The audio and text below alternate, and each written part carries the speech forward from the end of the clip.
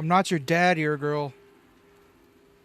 Anyways, you're gonna be playing Spoopy Game tonight. As a little bit of something worthwhile to note, JP has told me he will be taking breaks every Tuesday from now on.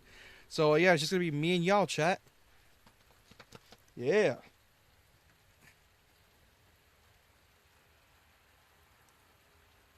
No, I'm not. Quit it. I do not want to pay child support. I owe you squat.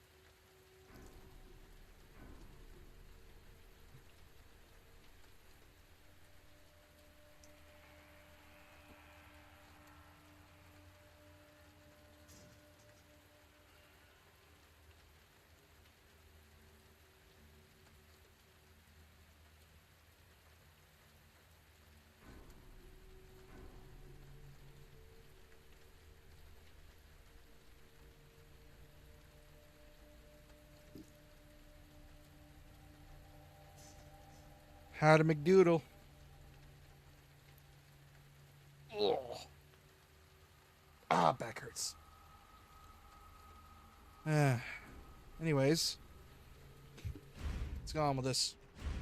Last time we left off, we were in the sewers, aka Shithole Central, with this ass of a puzzle. With this ass of a puzzle.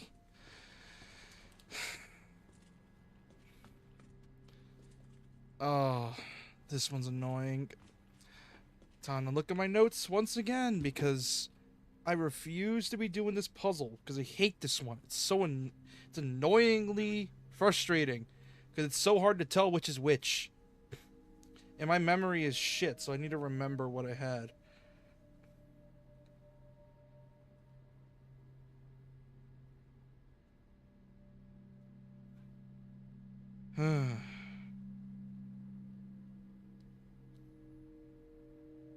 Not only that, they're different on the first and second run, so yeah, it's annoying. So, yeah. Anyways, I know what to do. I need to get every single one of the pieces. Throw this away. And I need to go back and to the RPD and activate something over in the one of the rooms. Wait, what do I have again? Don't I have the key? Yes, I do. And I know where this room is. Sewers key. Yep, I knew it. It's a sewer key. Let's see. I need to head back up. That leads down. Need to go to the lower waterway and then get out of there. Yep, I need a loop. Alright, time to do this. God, I've been wanting to play this game for a while now. God, I have so little ammo. Why am I such a shooty bang bang person? I'm not supposed to be doing that when I'm playing Resi, or else I'm fucked most of the time. I got so much Magnum. That is a rarity, and also a bad sign of terrible ammo management.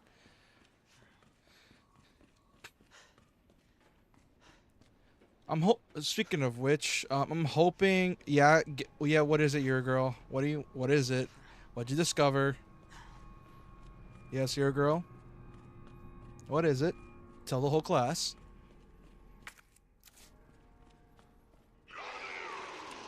Oh, come the fuck on. Okay. Sorry, buddy. I have no time to waste on you. Piss off. Lips are sealed. Okay. Yeah, sure. Oh, you're sick? Oh, that's sad. That's really sad. Also, low frame rate zombies. Let's go.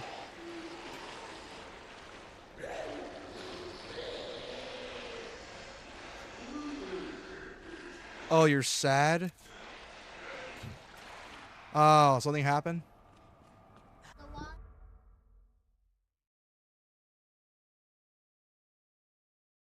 Be right back.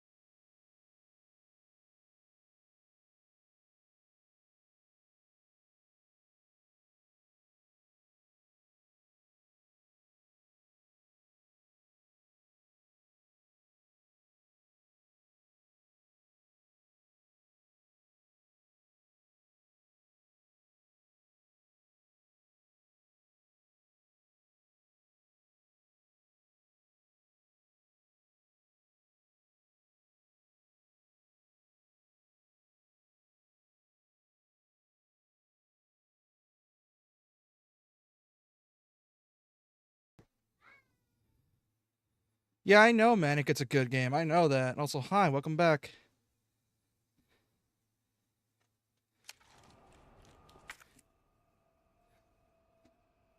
Oh, you got it. Oh, you got a GF?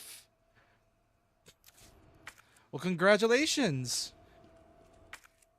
Congrats, your girl. How'd you ask her out? Come on, drop the hints.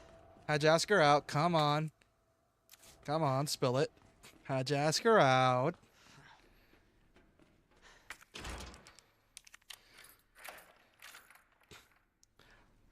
Ooh, even better. That means she was interested in you. Which, that's always a plus. That shows that she genuinely wants to be with you. SCF. Okay.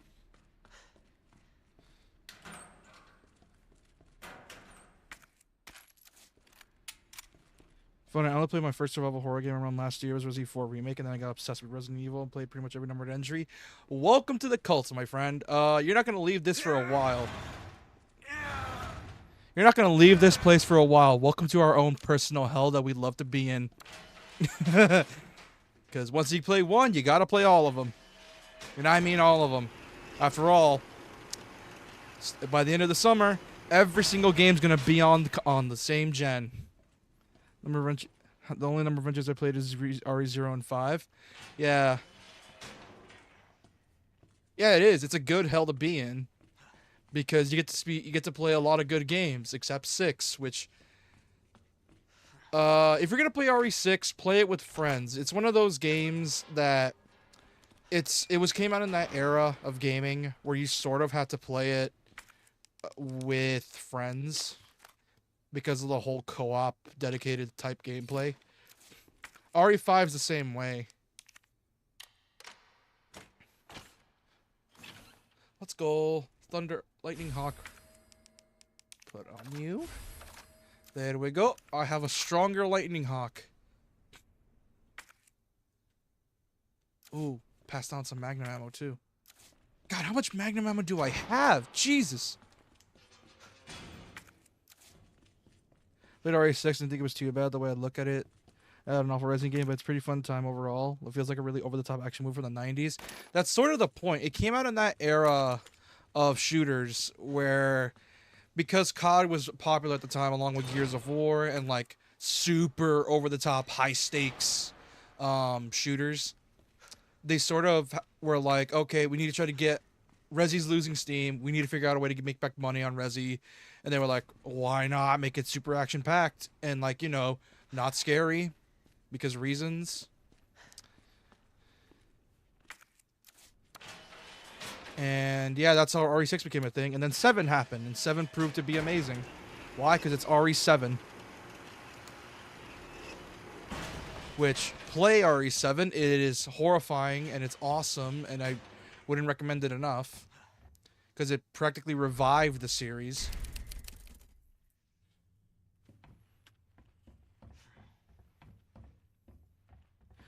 Don't you love when it comes into such throwaway? What made a game series unique for the sake of appealing to a mass market? RE7 is such a good game. I love it. I know. That's why I love it too. It's awesome.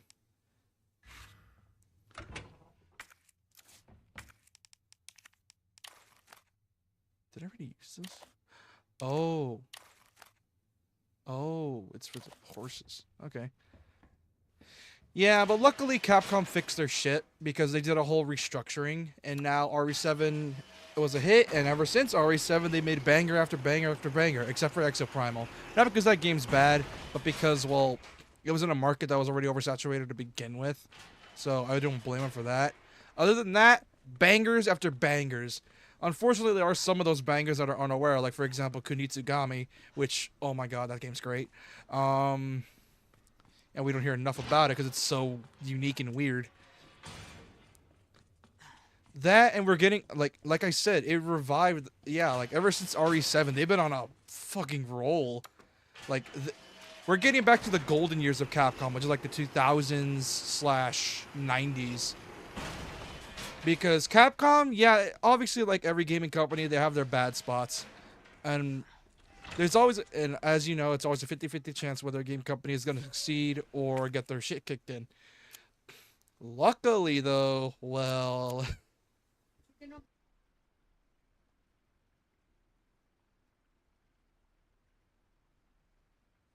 hold on. Be right back. I'm gonna get some food.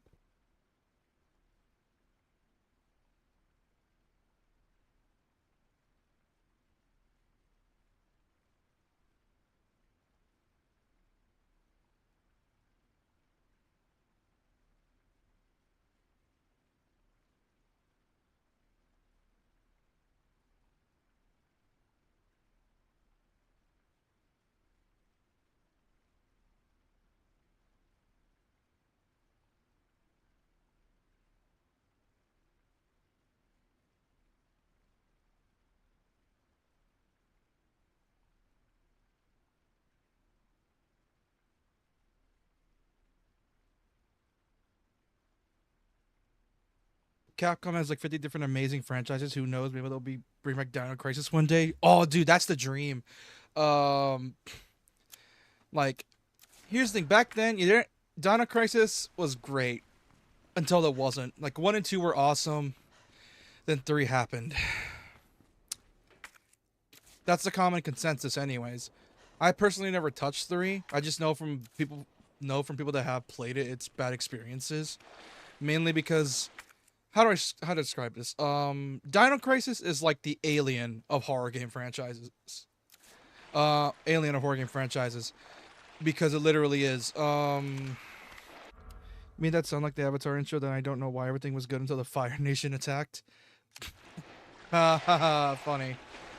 But where was I? Oh yeah. Essentially, the first game was very survival horror esque. It was very like terrifying. Dinos were incredibly hard to kill. They were a genuine threat, and there was no point of fighting them because they were just so damn aggressive. As for the sequel to that game is like Aliens, the sequel to Alien. And oh my god, is it action packed as fuck. Then the third game happened, and that game's like Alien, like the third Alien film, which, yeah, yeah, it was, yeah, that was considered the end of it, which was funny because survival horror was still on the rise. It's just it was just one of those franchises that got shafted because of, well, weird ways to keep a franchise alive. But hey, at least the first two games are great.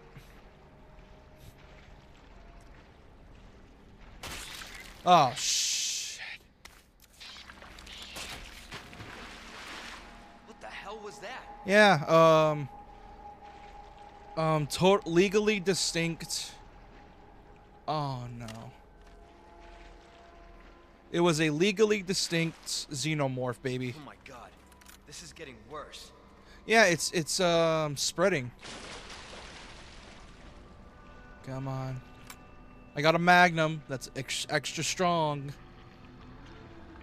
Where are you, you fuck? Where are you? Come on. Ah, there you are. Can I? There we go.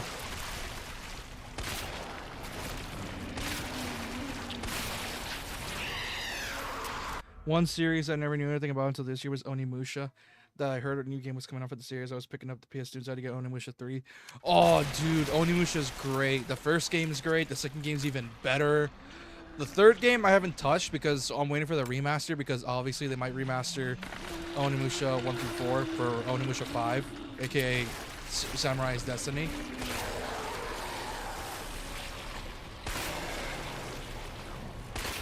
But holy shit, does it look good. Like, it looks really good.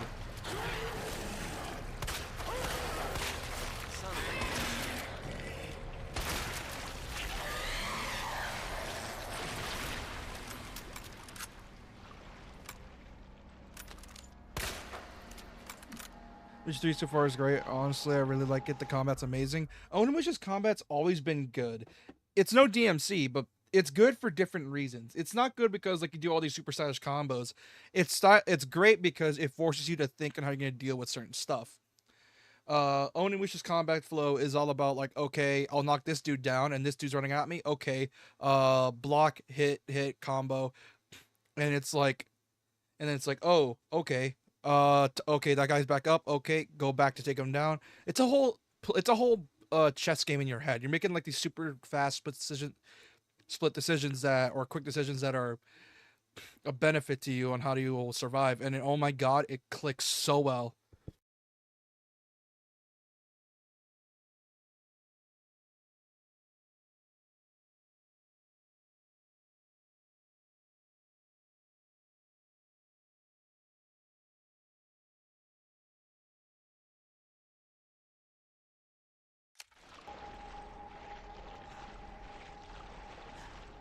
Like it's a great series.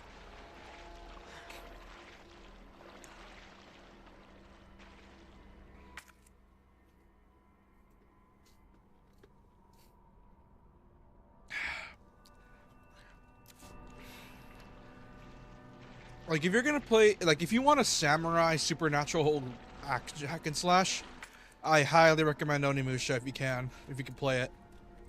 'Cause it's great.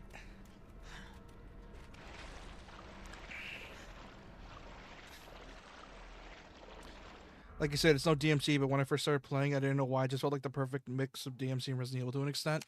Well, funnily enough, Onimusha, like many games pre-RE4 in the early 2000s, it was meant to be a Resi game until they decided, you know what, it's too different. Let's make it a spin-off or a new game entirely. Different in its own way. I think it makes the series so cool. It's definitely going to pick up the rest of the series up for the PS2. Yeah, it's great. Yeah, a lot of great franchises by Capcom were made because of Resi. Like Onimusha shares a lot of its DNA with Resi, like specifically Onimusha 1. And I mean a lot of its DNA. Cause essentially, like I said, Onimusha was meant to be Resi, Samurai Resi at first, and it still is level design wise, but it originally was a Resi game. It's so funny to think about how much Resident Evil 4 had an impact on the gaming. Not only was Resident Evil 4 an amazing game in its own right, but also spawned the incredible series. Yes, pretty much. Like, god damn, like Resi 4. Like, people like to comment on the fact Resi 4 is an amazing game. We all know it is. But at the same time, we forget how much of an impact it had on gaming in general. Like, we didn't realize that, oh my god, like this spawned from this. We never knew that. And it's honestly like a good feeling, because who knew, like, coming up with ideas for a sequel to a game series that was already a hit would proceed to be proceed to create series for hits, and it's so good. That Resident Evil 4, I'm not sure if third-person shooters would be where they are today. Yeah, pretty much. If Resident 4 hasn't existed, we still got like old-fashioned third-person. Like, Gears of War wouldn't exist, Uncharted wouldn't exist. We wouldn't get a lot of shooters that were like it. Nope. And we need the queen plug.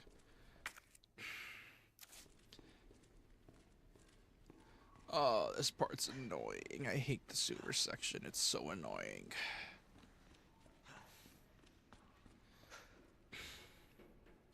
But yeah, like, Resi spawned a lot of franchises.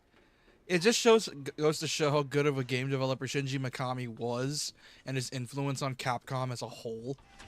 Because people think, like, because for a while, all they had was Mega Man and Street Fighter. They had, like, nothing else. Yeah, they had some other games. This is back on Resident Evil, another survival horror series. Like oh, dude, Evil Within is so good. Dude, I'm so sad Tango didn't take the rights with them when they went to Crafton. I am so mad. I was hoping that they would take Hi-Fi. I was hoping they would take that as well, and maybe if I'm lucky, take Ghostwire with them as well. But all they took was Hi-Fi Rush, and it makes me upset. Like, yeah, I like Hi-Fi Rush, but come on. I want them to make it Evil Within 3. They left us on a cliffhanger, for fuck's sake. And what's even worse, that Shinji Mikami's no longer, like, no longer working as a game dev now. Like, he's like more of a mentor role now. Like, it makes me so sad. And even if we did get an Evil Within 3, it's not gonna be the same, like, at all. But we're never gonna get it, unfortunately. Why? Because Xbox fucking sucks. And that's not even me a console fanboyism talking. That's just straight up just not liking Xbox because of their shitty decisions as of late. And I mean shitty decisions. They've been making some really bad ones.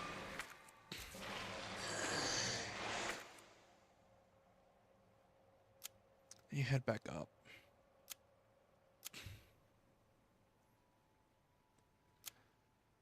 How did I head to the lower waterway again?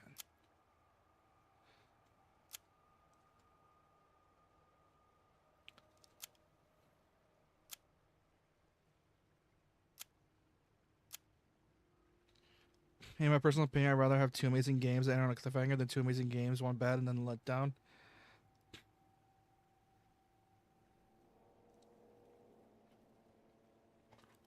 I think you're talking about Last of Us. Is it Last of Us?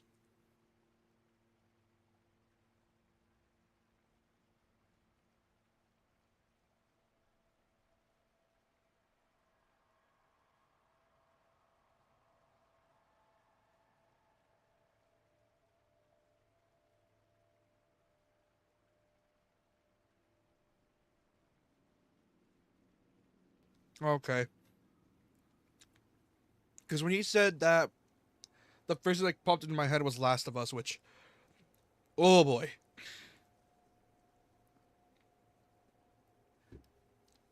Did hellfire rain on Neil Cuckman that day? Like, holy hell. Was it absolutely terrifying? You never personally played Last of Us? Yeah, it's weird. Last of Us is one of those games where I would like, obviously the first game's amazing, at least story-wise, but here's the thing. It has that PlayStation first-party exclusive issue that I have with them, where the stories and graphics are great. It's the gameplay that has the iffy bits on it, because obviously they're first-party games. They're meant to push the console's capabilities first and foremost. And unfortunately, post Uncharted, Naughty Dog have slowly lost their way in the gameplay department. And I have no need to explain any further. This is their whole thing.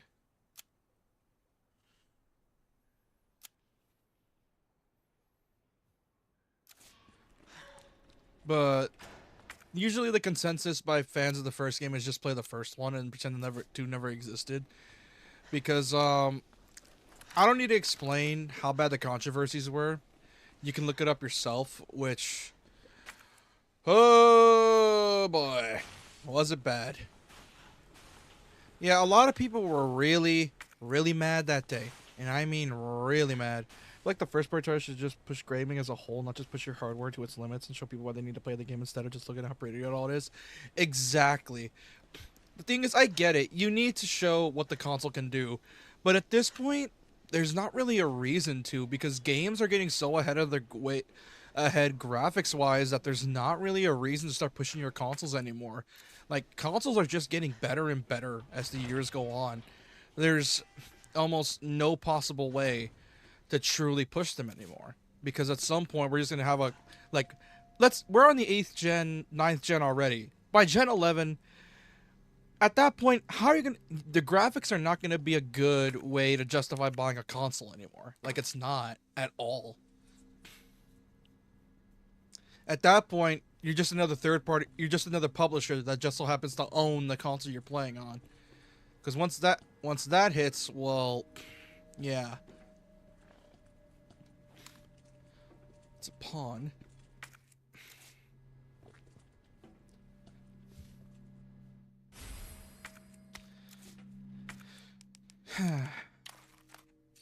Bishop. Okay.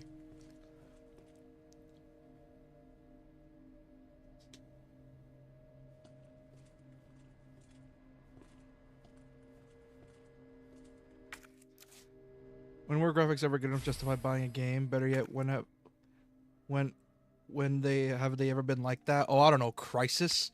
Um, because here's the thing. There's this section of gamers that, by God, are they annoying. Um, it's that essentially there are like gamers that throw a shit fit over the fact that you can't, if it's not realistic, they will get pissed. Because here's the thing, unfortunately, in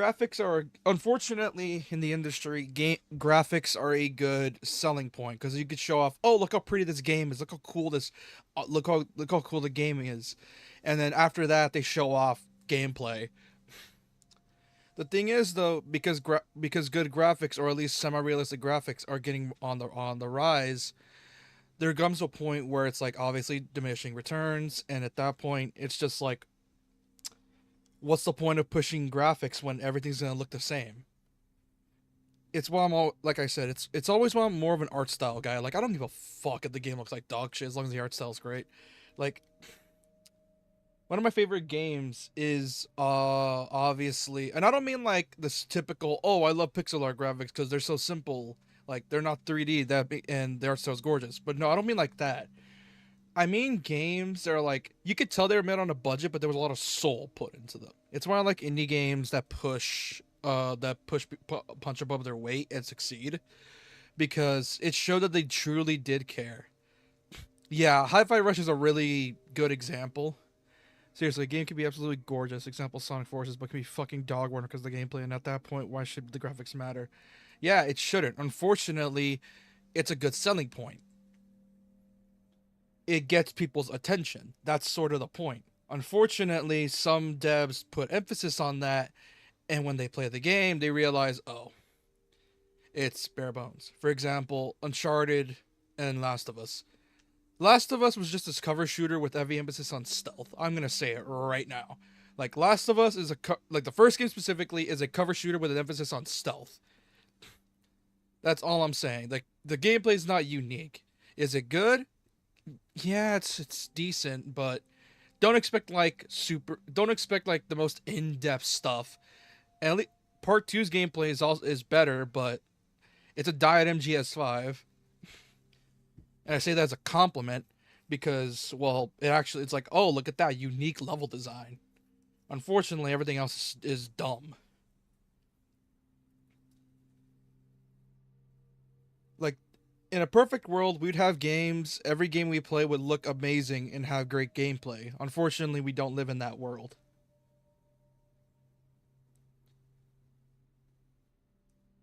Which is why I love the Trails/East series. Those games are obviously made on a shoestring, made on a budget of toilet paper and hopes and dreams.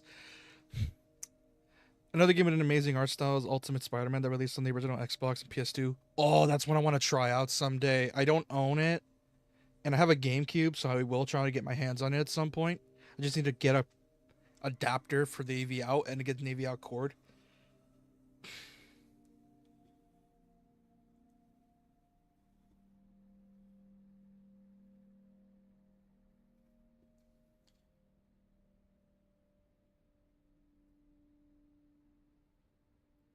Yeah. Let's see, what was the puzzle? Obviously, night plug goes here. And then this is the pawn plug, pretty sure. Examine. Pawn plug. Yep. Leave that here. I need to use the chess pieces first. I love games that go for our style approach rather than something that tries to look ultra realistic. Because I think in terms of graphics, we peaked Infamous Second Son, for example. Oh, dude, I love Second Son. Most of the fans hate it, but I love it. Pretty sure the rook and the knight are on the same wall, and the bishop and the queen aren't next to each other, and the rooks were opposite of each other. The queen and the rook were opposite. The rook. Do I have the rook? Dude, I fucking love Infamous, man. It's so good. Like, that franchise, like, even Infamous Second Son, which I will admit it's the weakest of the three games, is still a great game. Like, The Infamous franchise is one of those games that no game is bad. It just goes from great to masterpiece. Like, that is what I love about those games. Like, there is no bad Infamous game, and the DLCs are great too, which is why fans have been clamoring for uh for a remaster. The Rook and the Knight. The Rook and the Knight are on the same wall. The Rook and the Knight. The Bishop and the Queen aren't next to each other. The Queen and the Rook were opposite. Pawn. Knight. Fuck. How do I do this one? But yeah. And then there are those people that say like, oh, play Prototype, it's better than Infamous. You can do all this cool shit. Fuck Prototype. It is, how do I describe Prototype? It's good, but it doesn't hit the same as Infamous. Because I can see the appeal. You're an unstoppable badass monster that could do all this cool shit, but yeah, like, I don't know. Something about Prototype that just irks me. Like, I never liked Mercer. And this whole storyline thing with it. I never really liked him at all. Like, he just, like, I like my edgy characters. I've explained this multiple times. Like, I'm a fan of Edge. It's just, it just feels like an Edge without taste.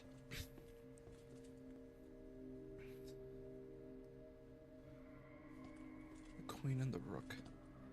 Is it the engines? Because I'm going to be honest, for me, as much as I like Prototype, feels like it was 13-year-old edgy OC. Yeah, that's pretty much how I would describe Alex Mercer. I don't really like him like that. Rook and the Knight are on the same wall. Bishop and Queen aren't next to each other. The Queen and the Rook were opposite. I think this is where...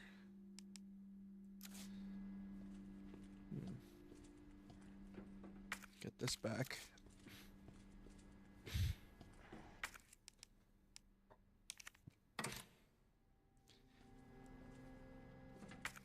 Okay, wait, I need all these back. What am I doing?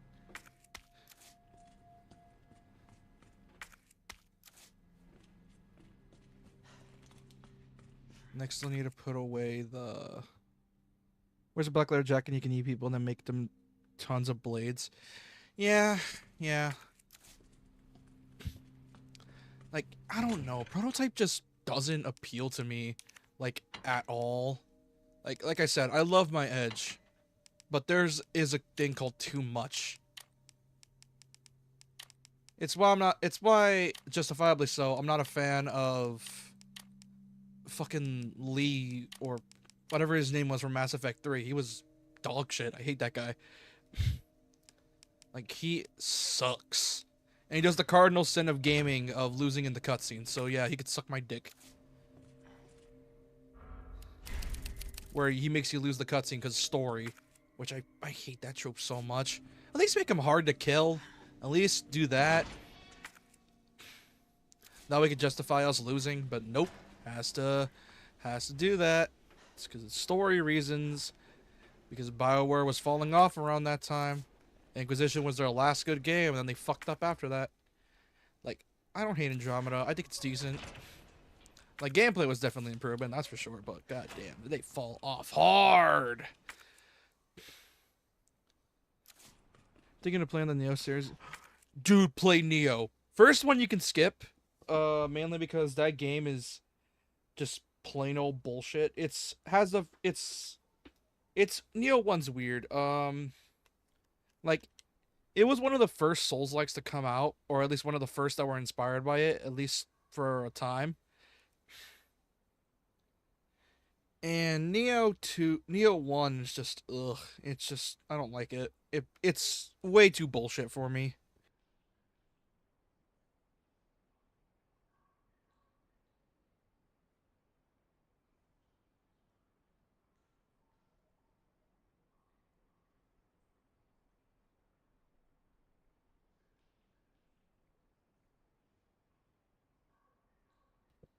Neo 2 is where it's at. I will warn you though.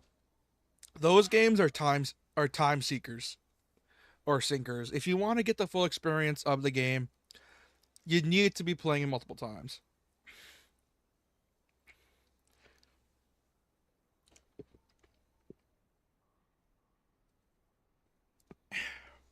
And if possible, actually, you know what? Actually, it is possible. Get the complete edition because it has all the DLC plus the main games, Neo 1 and 2.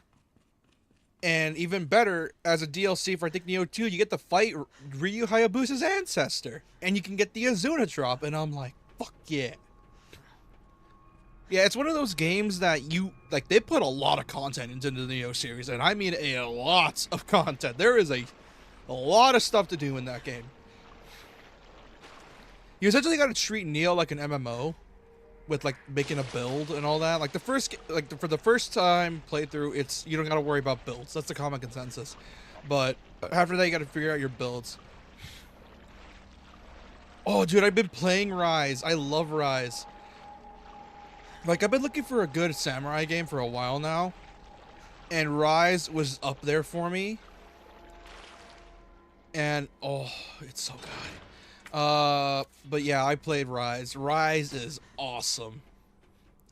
I was hoping the game would get DLC, but it didn't, and it makes me upset.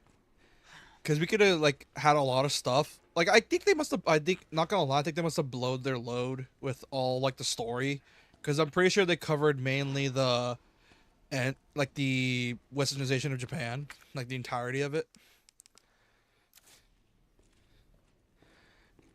Uh, People say that looks like a PS3 game. I call bullshit on that because mainly because well, people that say it looks like a PS3 game are liars.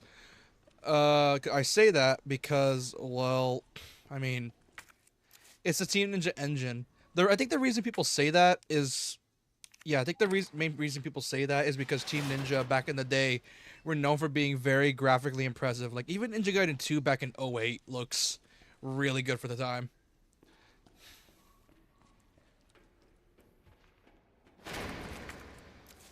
Like it looked amazingly. It looked graphically amazing back in the day, like in '08, and then Ninja Gaiden 3 and Dead or like DOA and Ninja Gaiden were meant to be the games that showed off Team Ninja's graphical prowess. God, I can't wait for Ninja Gaiden. Oh, dude, I want to play it so bad. The devs have been teasing us with clips for months, and it's making me mad. Like they're giving us like breadcrumbs for like teasers, and it makes me upset. Like, bro, just give me the game. Why are you making me wait until October? Just give me the game. I want to play it. You already took my money. I pre-ordered it. Just give me the game. Like, oh my god, it's so good. I want to play it. Like, people say it looks like Metal Gear Rising 2, and I say, is that a bad thing? Like, like I made a joke during the Ninja Gaiden streams because I streamed all the Ninja Gaiden games except Yaiba, obviously. I'm gonna stream Ragebound when it comes out, obviously, but oh my god, like Team Nin like yeah, like people are saying like, oh, it looks like Metal Gear Rising, and I'm like, oh, is that a bad thing? Bold of you to assume that's a bad thing.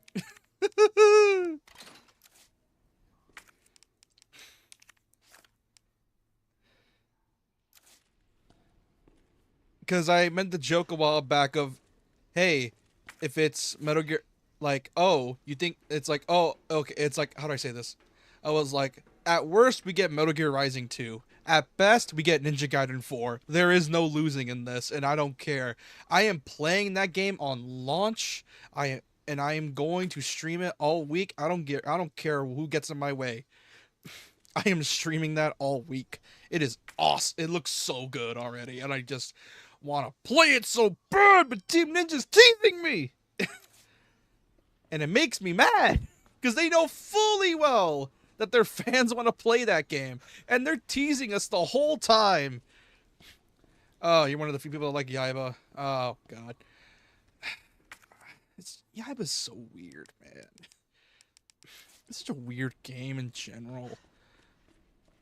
Although what did surprise me is that they took some inspiration. I feel like they took inspiration from Yaiba's HUD, ironically enough. Except the whole comic book thing. Obviously, they didn't take inspiration from that. But I mean, like, in the whole, like, sleekness of it, like the angular design. Oh, it's a guilty pleasure. Oh yeah. My guilty pleasure is NG3. That's my guilty pleasure. Mainly because I started the NG series off of that game. And I personally like it. Like, Razor's Edge fixed a lot of the problems, and I can understand the hate for the story, which even I looked at it and was like, yeah, this is doo doo. And I just left it as is.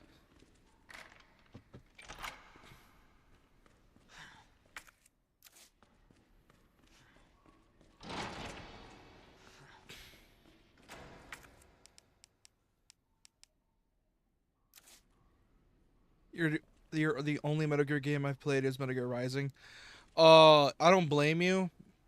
Mainly because of the fact the series has sort of been, well, it's on the rise again. Konami's trying to bring it back into the limelight with the Master Collection and the remake of 3, which, if you do play Metal Gear, I don't. It's fine if you play the Master Collection.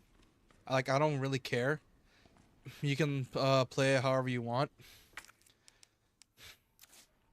I need to put this somewhere. Where the hell do I put it? I think I saw. I don't want to waste ammo. You know what? Fuck it. I don't need grenades. I'm fine.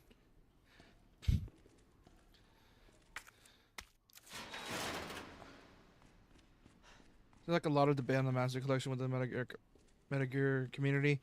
Here's the thing: the remasters themselves are fine. It's just that when the remaster first came out, Konami kind of did an oopsie, and we're like, oh, like people were expecting a lot more from the remaster. For example, like one of the main expectations was that it would run at 4K natively, considering how old those games are. But obviously, those games did not run at 4K. They ran at 720, upscaled to 1080p. And the thing is, though, at first I didn't really mind because of the whole thing, but I can fully understand why fans would be mad. I understand why. Because it's like, it's a remaster of a game from the PS3 era. Why wouldn't it run at 1080p? Or at 4K? 4K 60? Like, I can understand MGS1. PS1 games are always finicky to emulate. I can understand that. But as for Metal Gear Solid 2 and 3, that was a whole different story. They've since fixed this, and it's now runs at 1080p upscaled to 4K. But even then, I could see why fans took issue. I could see why.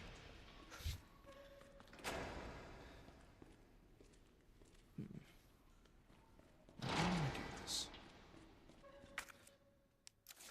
I need the king plug. How do I? Some of the thing about Konami's kind of brought back the most popular franchise that treated them horribly for the past year. 2002 remake, Silent Hill F, right now Metal Gear. Now Metal Gear. Yeah, they've been doing that, and they're doing what I like to call the Capcom effect, where essentially, it's a studio or a company that has been doing shit for a couple years because of bad business decisions involving game development, and then all of a sudden, out of nowhere, release a banger that goes back to their roots, and they're like, oh, what? Wait. And it's like, oh, what? This company's coming back? And I'm all for it because this means that we're finally getting good games. Because it shows that Konami does want to redeem themselves. They do want to get back fans' appreciation. Like, Silent Hill 2 Remake was just the start. Because they tried with Contra Rogue Core and it sucked.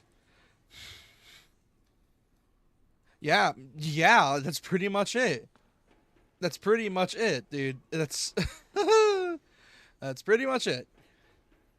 Unfortunately, a lot of game companies don't realize this and they waste money. Because of course.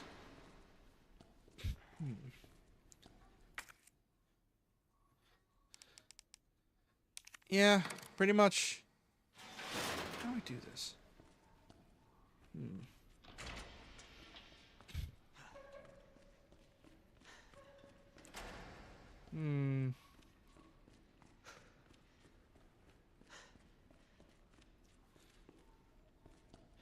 gaining fans' trust and tell why there's no sign of Castlevania recent years. Collections excluded. I think they're just trying to take their time with it. They're trying to do it slowly, from what I can tell. Like, they're trying to essentially try to gain back fans' trust by basically just doing it slow. Like, they're focusing on the big name titles.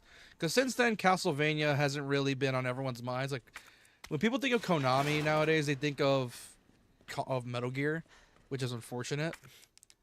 But I could see why that's the case, because Metal Gear is one of the biggest franchises out there, at least back then. And they're trying to do that with Metal Gear. So they're trying to focus on their big hitters before they move on to their lesser known stuff. For example, like Castlevania and other things, other IPs. I wish I could name them, but, well, that's one of the few I know of. You know, I haven't bought a Switch yet, but something that can make me buy a Switch 2, Bayonetta 4, and Astral Chain 2. Oh, I want a Bayo 4 and Astral Chain 2 so bad, but I know if they make it, it's not going to be the same. Because unfortunately, a few years back, most of the dev teams involved with those games left the studio, and have since went back to their old love, Capcom. Because, as you know, a lot of Platinum Games devs were made up of ex-Capcom devs. And they went, and because of Platinum currently going through it right now, they kind of went back to Capcom and then, well, remade Clovers. And ever since they made Clovers, they've been silent, and all of a sudden, oh, look at that. Konami says, by the way, we're making the Okami 2. And I'm like, are you kidding me? Like, come on. A lot of people want him, speaking of which, a lot of people want him to make a DMC1 remake. You remember correctly, a lot of Platinum Games employees were originally part of Capcom's Clover games. Yeah, they were. They were they're made up of a lot of ex-Clover studio devs.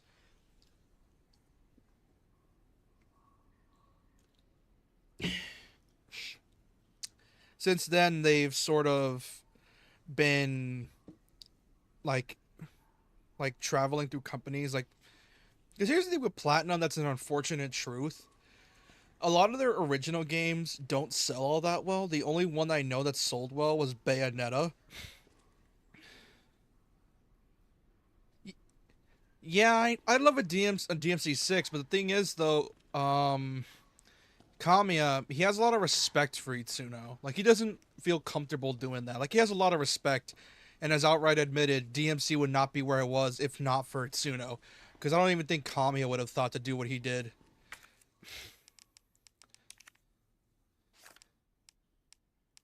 I need to go put this thing away.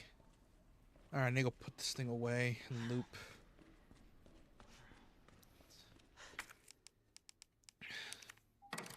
But I could see why. Yeah, like I said, he has a lot of respect for Itsuno. I don't think he feels comfortable touching a game series that someone like Itsuno helped reinvigorate. Like I said, I would love a DMC6, but that depends if he is good enough to do it, because as the fans know, everything was great because of Itsuno. And because of Kamiya's actions with series like Bayonetta, and like 2 and 3 being weird. Like, I love 2, but 3 is... ugh, that game is weird. And I could see why people would be a bit stressful of him, but... yeah. But I could see... but the thing is, though, here's the thing with Kamiya. He specializes in original games. Fuck. Like, he specializes in original titles. He doesn't do the work of other people.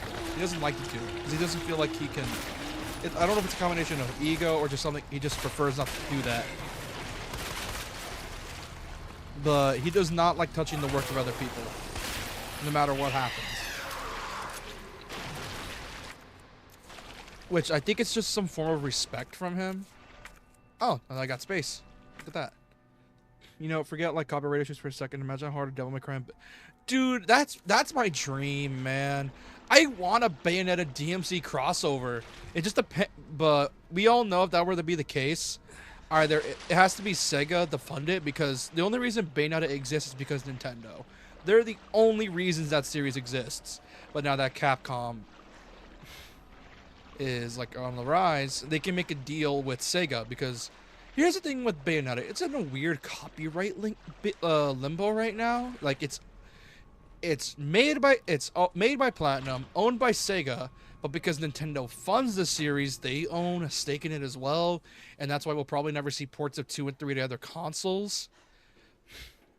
Because essentially any Bayonetta game that's funded by Nintendo, they're not allowed to port it. The only reason we got lucky with Bayo 1 is because, well, it was a multiplayer game to begin with.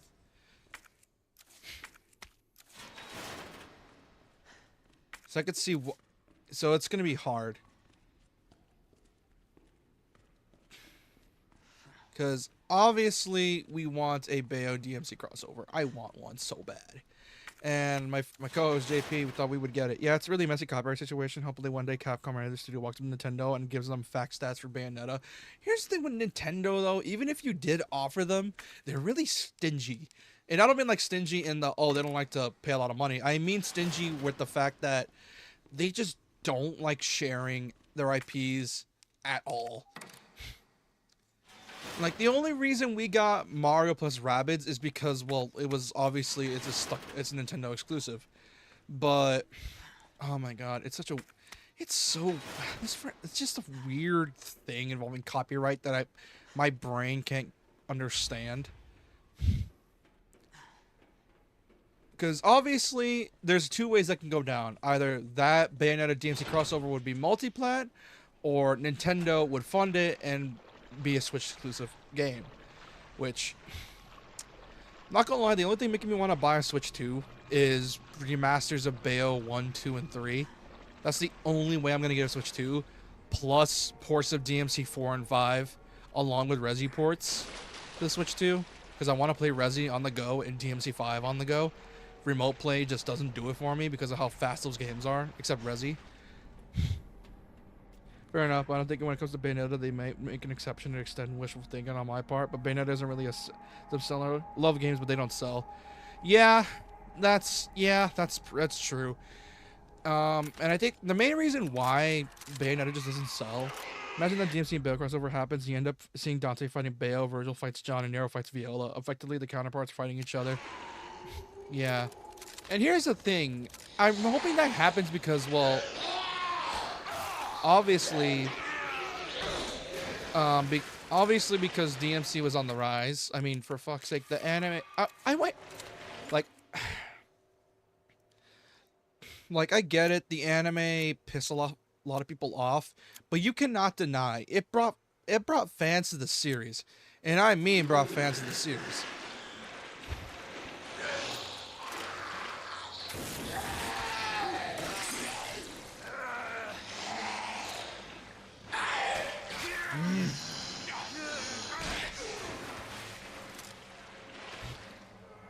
But yeah, it would be cool.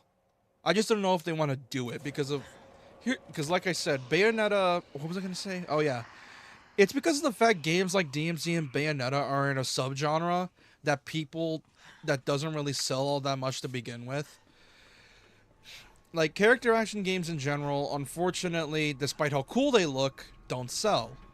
Why? Because they're so advanced. Like they're such deep and complex games that require mastery of its systems in order to like do all the cool shit you want to see, like for example combo mats and like. But the average player doesn't want to do that. They just want to do just spam buttons and do whip hitty with sword. It's why games like God of War are popular. Unfortunately, people don't play. A lot of people, unless you're into like mastering a game's mechanics, people are in general aren't easily what's the word?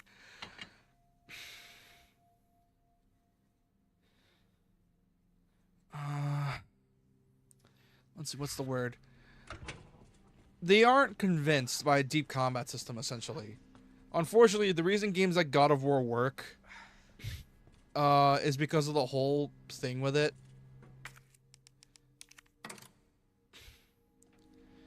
Because the way God of War works is that it's meant to be sort of promoting the spectacle of it all. Like, oh my god, look at this cool shit. Look what you're seeing Kratos do when you press this button. Oh my god, he took out that giant's eye. That is so cool. But the combat systems like aren't too in depth. The original games actually had some decent depth on PS2.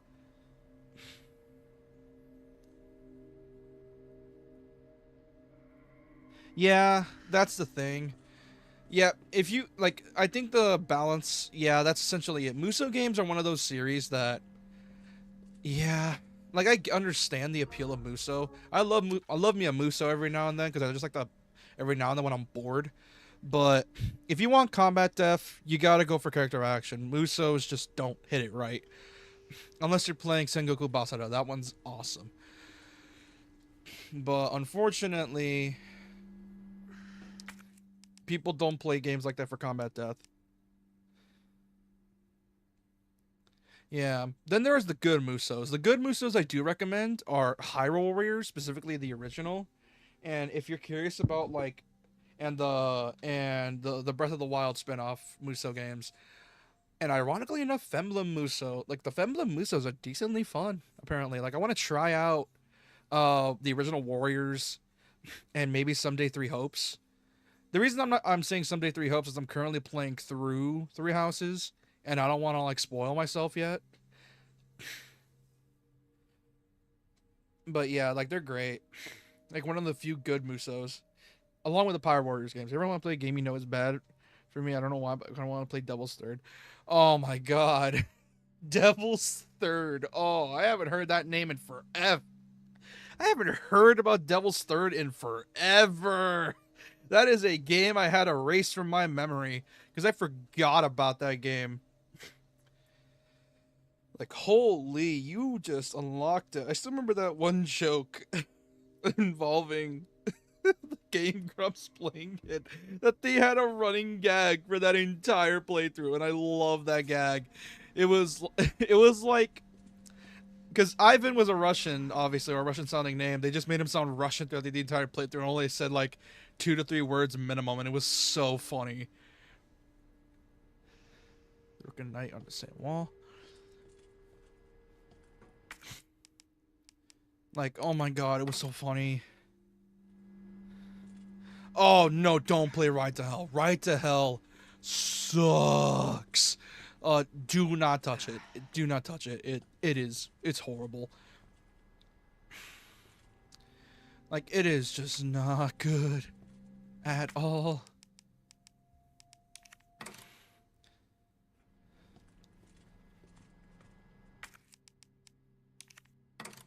The Bishop and the Queen.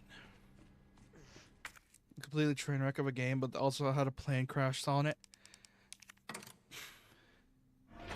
Yeah, Ride to Hell is like, oh man, that game was overhyped and is considered, and rightly deserved, one of the worst games of all time. Like, like how the hell did that game even come out? What difficulty is this? Oh, normal. Hey Wesker, welcome back. How you doing? I'm currently playing on normal, and I'm almost near the end of the game. How long's... Oh, we've been streaming for like an hour. Holy shit. One game I played around a year ago that was really fun, but bad, was Wanted Dead. Wanted Dead's not bad. You take that back. That game is great. Wanted Dead's fun. I don't want any slander for Wanted Dead. That game is awesome. I refuse slander for it. Wanted Dead is what Devil's Third wanted to be. Actually, that's what it is. Because I'm pretty sure the publisher was like a fan of Devil's Third and was like, hey, make this game like Devil's Third, but better. And they're like, oh, okay. Oh yeah, Wanted Dead is weird. It feels like a Suda 51 game, but not quite. Because I love Suda and his weirdness. But oh my god, is it weird. Like, obviously it's not a Suda 51 game. Obviously it's not. But holy hell, do I really like it. Like, it scratched that hack and slash shooter slash itch that I've been wanting. Or had in my brain for a while now. And I really love it for that. Because I've been wanting a shooter slasher for a while now. Yeah, I can understand why, because after all, it was made by ex Ninja Gaiden devs and or ex Team Ninja, and it's and not only ex Team Ninja. This was from like these are devs from way back in the day, like really way back in the day. Damn it. Need the power on first. Like these are like people that worked with Itagaki. I want to say that I didn't have a game that would be bad for me to play just by wanting to. But I remember Castlevania 2, and I also had an interest in Mega Man X7, which I ended up played. Can you believe some people actually thought that was 2023's worst game alongside Gollum, Kong Skull Island, and the Walking Dead game? And that really, dude. Here's the thing. Here's the thing. Wanted Dev's not even bad. It's like a solid 7 out of 10 for me. It's because of the fact that the game was budget as hell. And you already know, just because a game is budget doesn't mean it's bad. After all, look at the entirety of the E/Legend of Heroes series. That game's been on a budget, and somehow that game's still awesome. Their games are still great, like story-wise. But even like the ones from back then are great. But yeah, like, man, god damn it. Like, I get it. The game has its problems. I will admit that. Ugh, it's so annoying.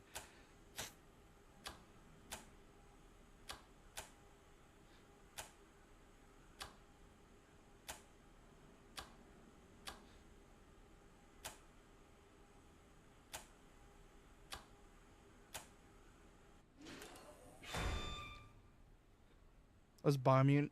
Oh yeah, Biomutant's not even that bad either. Biomutant was unfortunately a game that fell victim to its hype. Because Biomutant was one of those games that was in development hell, and oh god, that was G. Whoa! That's G. Hey G, quit it.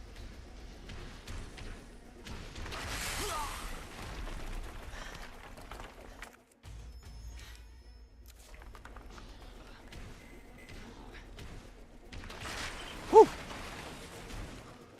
Yeah, Biomutant's not a bad game. Like I said, it's just one of those. Played Evil West. Oh, dude, Evil West is great. I love Evil West. I've been looking for a cowboy hack and slash for a while now. That wasn't on the PS2, aka Samurai Western. I love me cowboys. After all, I'm a natural born Texan, so why wouldn't I like it?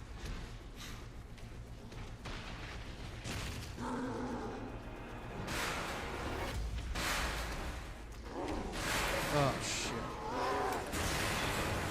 Oh hey G. Bye bye now. Bye bye. Yeah. It's still alive? Yes, it's still alive. God, I really want to play the PS2 game called Samurai Western. Yeah, that's an obscure one. Believe it or not, a lot of people. That's one of the more rare PS2 games. I'm pretty sure it sells for a decent penny.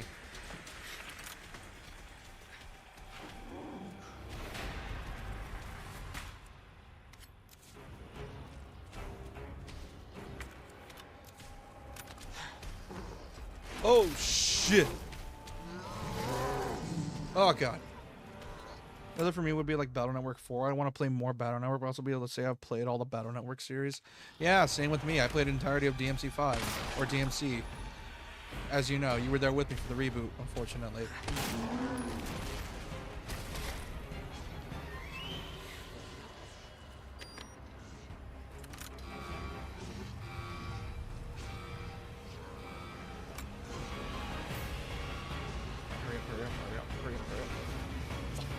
Fuck. Nope. Get me out of your hand.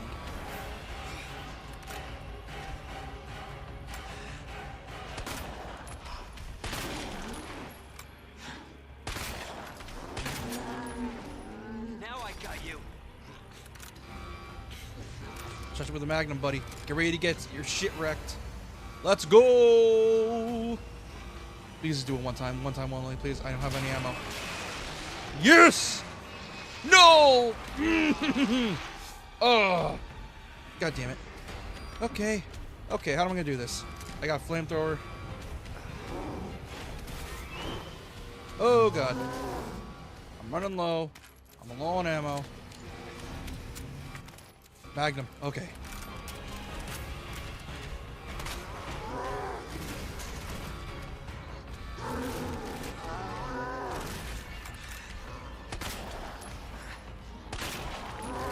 Woo! Come on, man. Get over here. Blood Will Tell. Oh, Blood Will Tell is also another rare one. It's one of the... It's also one on my radar as well. But like I said, it's one of those rare ones. Hey, buddy.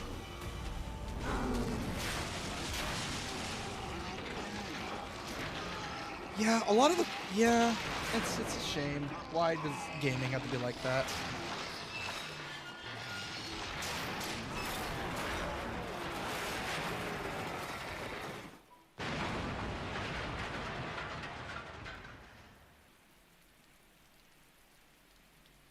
Let's hope that's the last of them.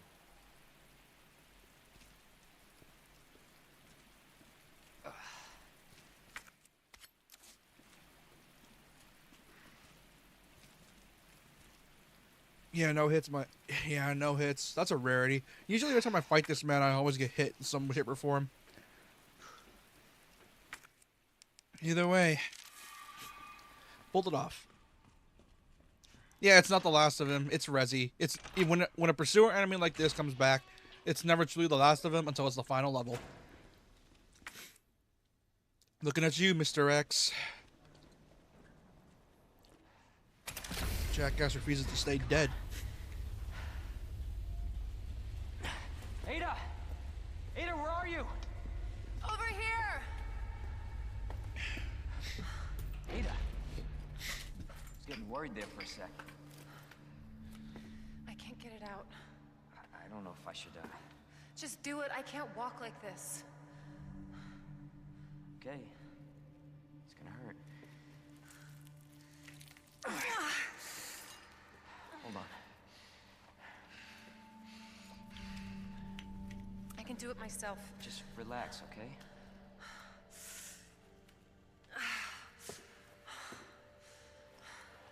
So, what do we do now? That's usually the way it works in Resi. Get yourself out of here. While you still can. I'm not just gonna leave you. Not like this. You don't understand. The situation's worse than I thought. You're not getting rid of me that easy. You protected me. Now it's my turn. Didn't realize we were keeping score.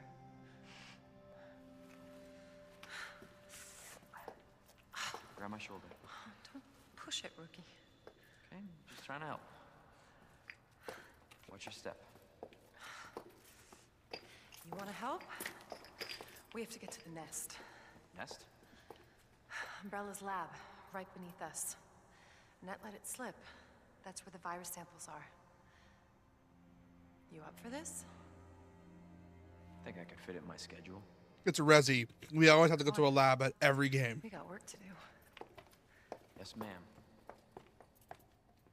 Except, which Resi game you don't even go to a lab? RE7 is the closest thing I can think of to, like, yeah, it has a lab, but it's not the traditional sci-fi Resi lab we're used to. Cable car will take us down to Nest. My wristbands, I ticket to ride. Nice. Where'd So you get for that? all I know, that's Borrowed the it. typical one. Anyway, we're almost there.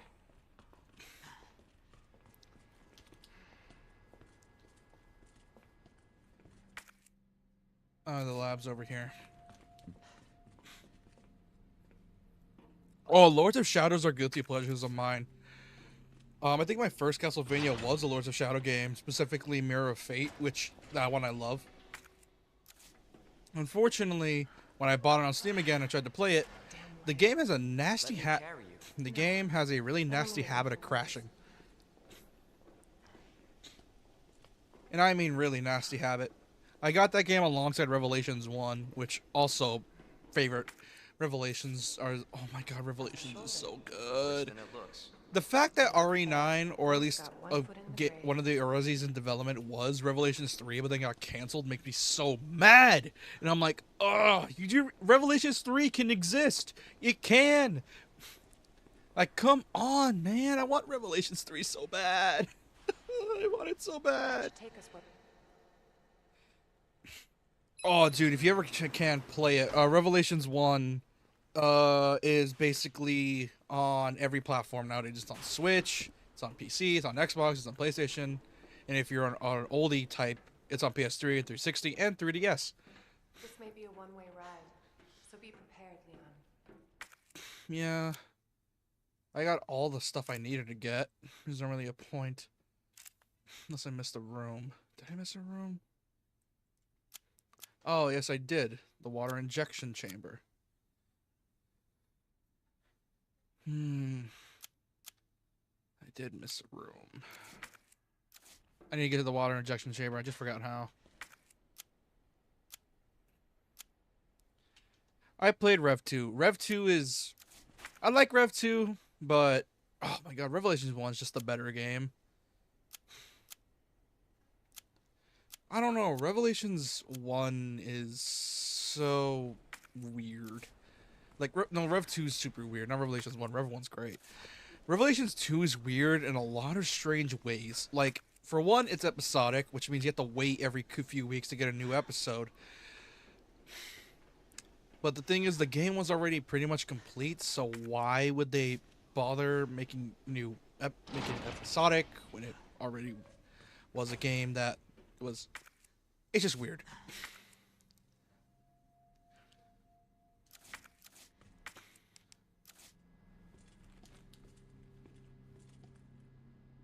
Yeah, the Revelations game started off on the 3DS. They were like sort of like a way to coincide with RE6.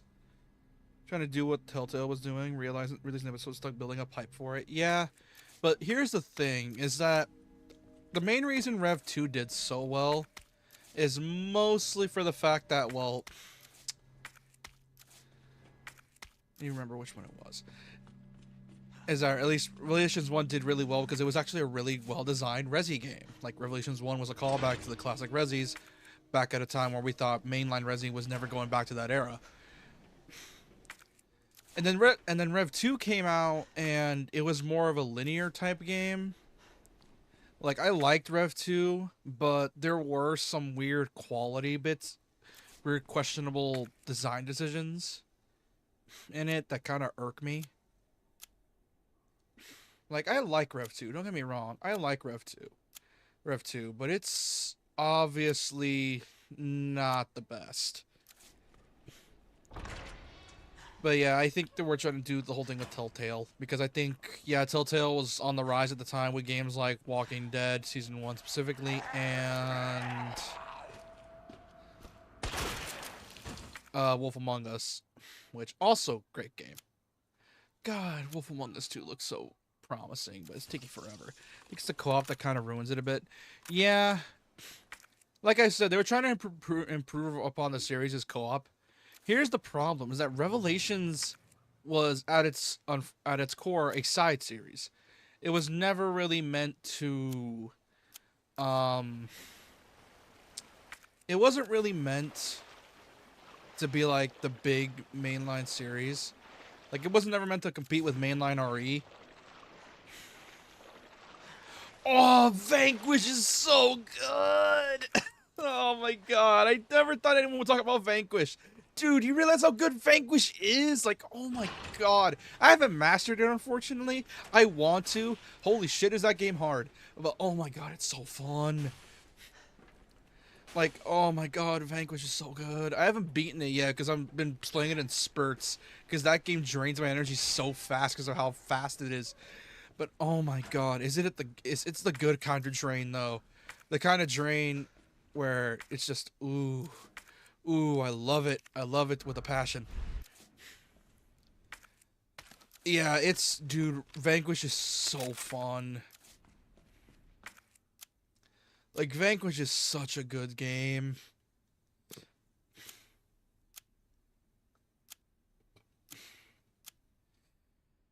Oh my god, I'm hoping Platinum, like, they're probably not, but I'm hoping they get on the remake.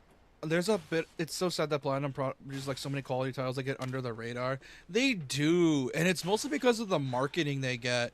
Like, the only ones I think sold decently well were Bayo 1, Metal Gear Rising, and that was it. I think those were the only ones I knew that sell. Because everyone knows about Metal Gear Rising thanks to memes. Everyone knows about Bayonetta because the games are genuinely Bayonetta 1 because it's genuinely great. But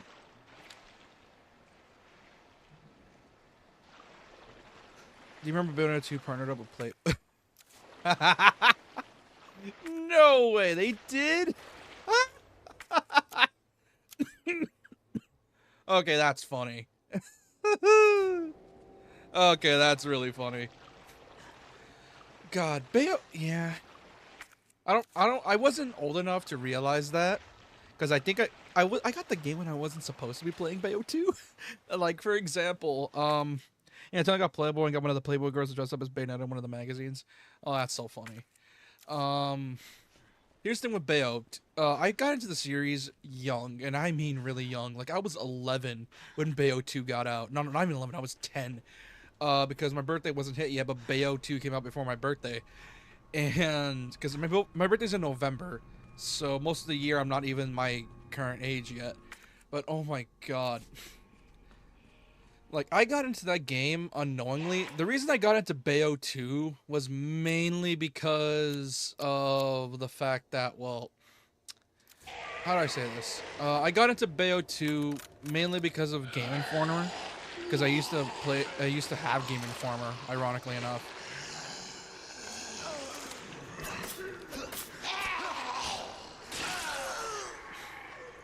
And that's how I learned about Bayo 2's existence.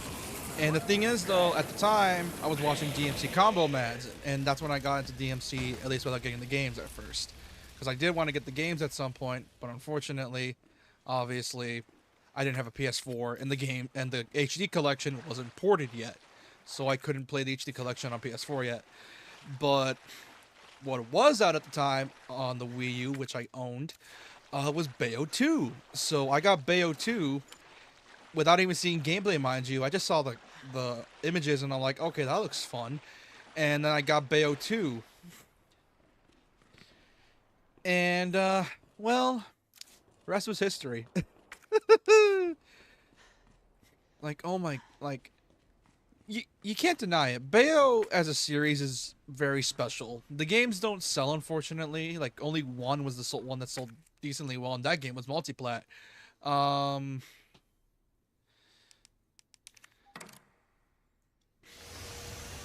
unfortunately, it's also that, like I said, in the character action genre, and generally games in the character action genre don't sell well.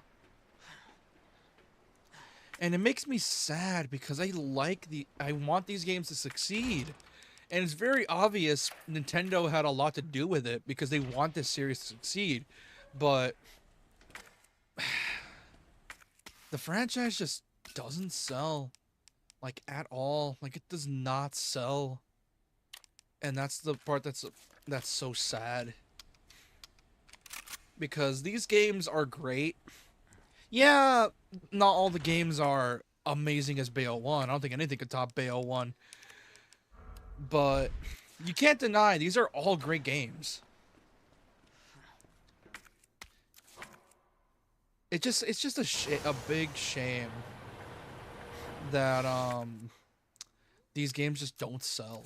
And it's such a shame. It's like it's like watching that franchise you know is great, everyone knows it's great, but never succeeds because just not enough people know about it.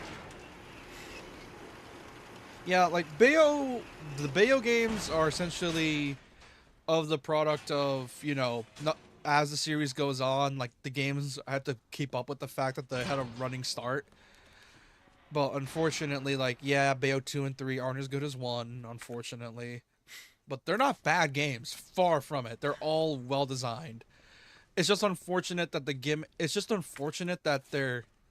What's the word? I want to say gimmicky, but it's not because of, like, weird inclusions. Like, Bayo 3, yeah, that one's gimmicky because of the whole Demon Slave mechanic. But it's because Bayo 2 and 3 just felt kind of undercooked, ironically enough. Bayo 3 especially, considering how long that game took to come out. But I can understand why people don't like 2 or 3. Like, I understand it. I know its problems. I streamed Bayo 3 and I talked about my problems with it. Yeah, my problem with Bayo 3 is the fact that, well, obviously it's the whole multiverse theory plotline, which is always gonna suck no matter how you put it. Like, barely any storylines work with it decently well. Like, it's very rare for those storylines to actually be good. There's also the other problem that, well, is that Kami is just not a good writer. Like, he's not. He's not. He is not a good writer. Like, Bayo 1 and 2 stories were, they were passable. They're passable. They're nothing too crazy. Like, yeah, they involve time travel and shit, especially 2, and or like things involving like, like super weird god bullshit, but they were still somewhat easy to understand, mainly because the plot took a backseat for the bullshit that was happening on screen. But Bayo 3, they really pushed it to the point where it's like, Bayo wanted to a point where it's like just didn't make sense, and even that, and that's saying something because it's Bayonetta. Because at least Bayo 1 and 2's plot were at least simple enough to understand that, hey, this is how this happened, and this is how that's gonna happen. Is there any way we're gonna explain this? Kinda. Yeah, that's the problem with Bayo 3. That's the common consensus that I hear, is that it feels like they tried to have their DMC5 moment. That's the main problem. They tried to, because DMC5 it's such a good game. Like, you can't deny it's an amazing game. It's true. It's one of the greatest action games of all time, or at least of recent memory. The thing was, though, is that since Bayo and DMC were in the same genre, yeah, but here's the thing: Viola, even then, her character wasn't all that interesting, like at all. Like, it didn't feel interesting. Like, they tried to force her to be Nero. And I think it comes to the problem is that, like, they saw DMC, it's like, oh, DMC did it, we can do it too. But they didn't realize why DMC worked so well. So they just kind of, well, made it the way it was. And unfortunately, it's just not the way it works. Like, I understand it. I understand why. But goddamn, did that game have its problems. Not only that, Viola, I will agree with this, her combat just doesn't feel right to me. Apparently they patched a bit of her combat to improve it, but I don't even know if that's true, because I didn't even know the game got patched, because my Switch did that auto patch update thing, and I didn't even realize it was patched until I looked it up, or at least heard about it. And you could have fooled me that Viola was improved, because Viola's combat just doesn't feel right. Like, ironically enough, it feels too slow. Like, because Bayo can do all this super high speed shit, and the thing is, it's not like they're new to sword combat. After all, Bayo 2 had plenty of swords. It's just didn't, like, it feels like they rushed Viola. Like, she was a late game introduction. Apparently, she was supposed to be in Bayo 2, but then they scrapped her for Bayo 3, and I'm like, okay.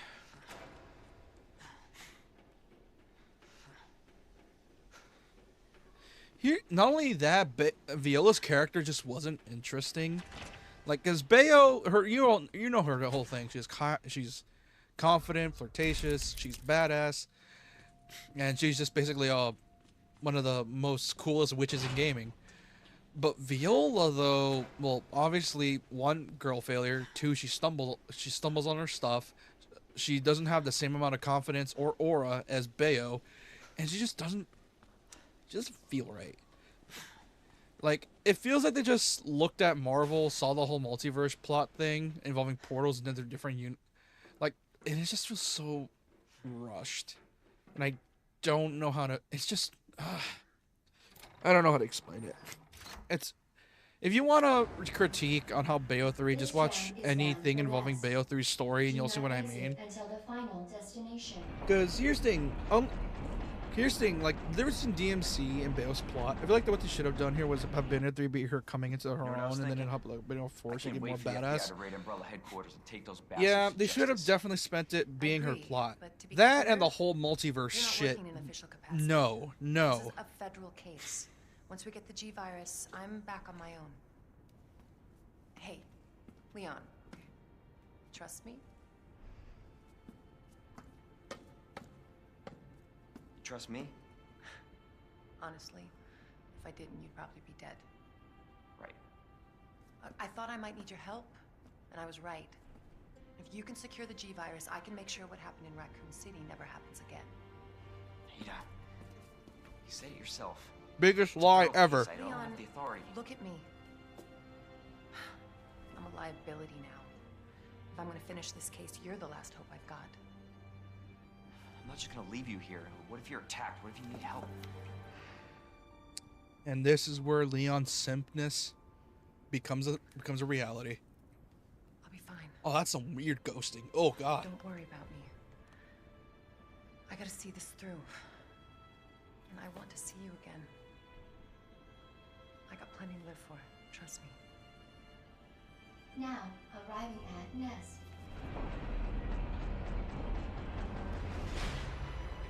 Go. Please, we don't have much time. You're gonna need this. Okay. Yep. Becomes obsessed. Leon. Counting on you. I know.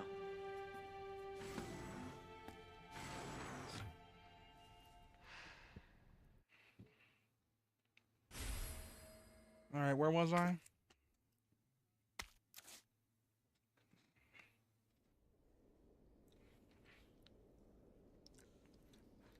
Yeah. Where was I? Oh yeah. They should have gotten rid with the whole alien plot line. Like the whole alien invasion. You know that they did keep the alien shtick?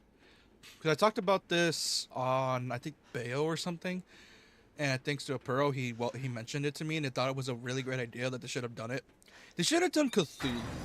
And I'm like, dude, Cthulhu would have been perfect for Bayo because of the whole 1960s, 50s vibe of the whole place.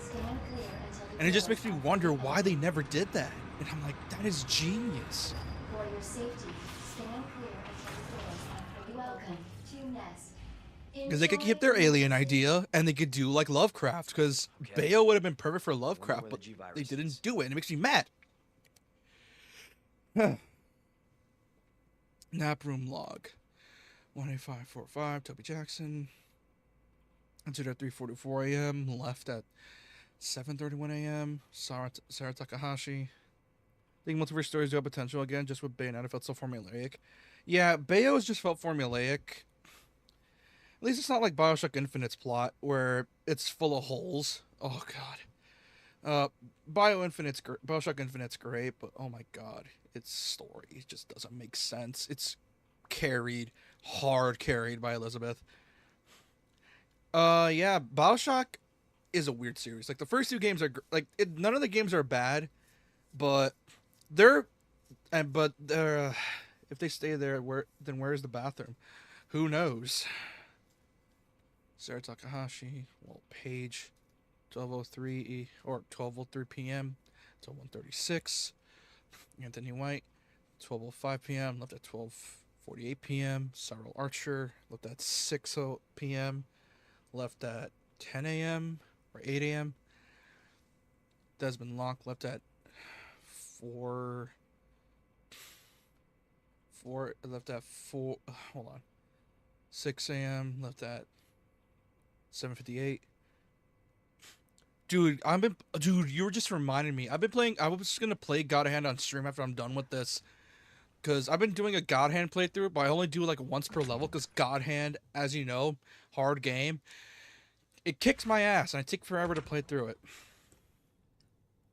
But yeah, as for Bioshock though, the games are good in quality, but it's that weird quality thing where it's like some games are like the games can be of quality, But then there's the other issue. Do these feel like they should be a part of the franchise?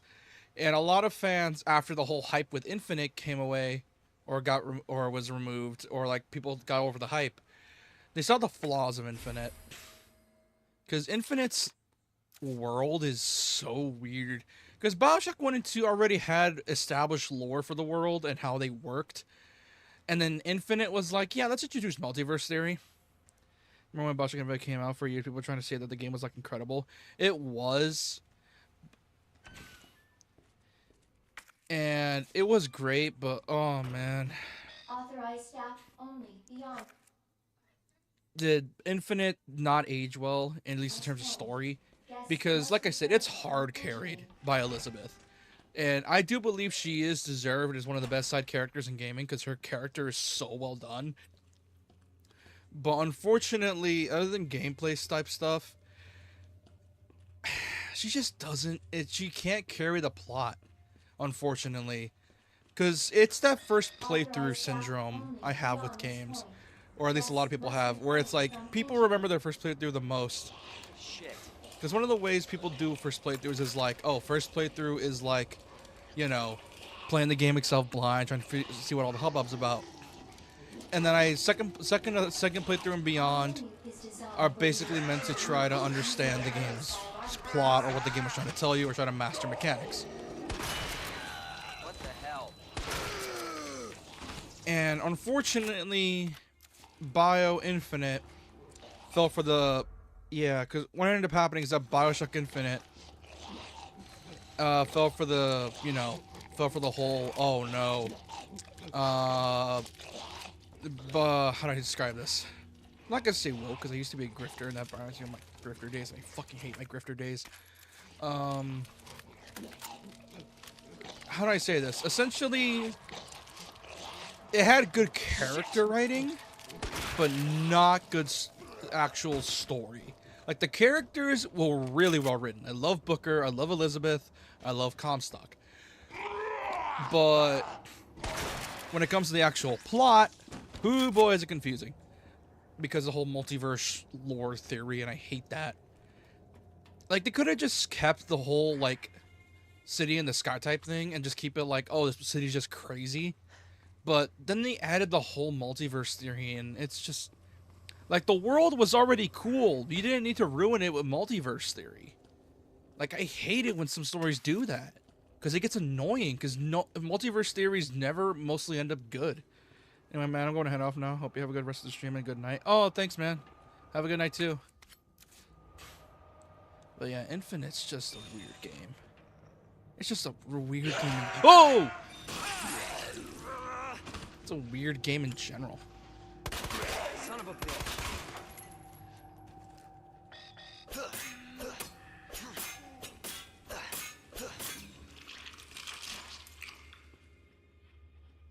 Did I cut off that dude's arm? I think I did. But, yeah. Yeah, Infinite's a weird game. I don't know why Ken Levine did it the way he did. Well, speaking of which, Judas, that game's taking forever. Writers always head towards multiverse plot lines once they run out of ideas. Yeah, there are really very few times it actually works. And even if they do work, it's just not worth it. The only reasons I tolerate... Yeah, the only type of multiverse theories ideas that I tolerate are ones made by fanins. For example, I think you know that I used to be in the Undertale community. This might come in handy. And yeah, that's the unfortunate thing. But yeah, like I tolerate it when it comes to like AUs and stuff for like fan works. But if we're talking like official stories, it's gonna be really hard to pull off. And I mean really, really hard to pull off. Like, it's very rare they can do it. Because when they try it, it usually fails. And I hate that. Because There are a variety of ways you can do it, but they just never work out at all. Like, at all.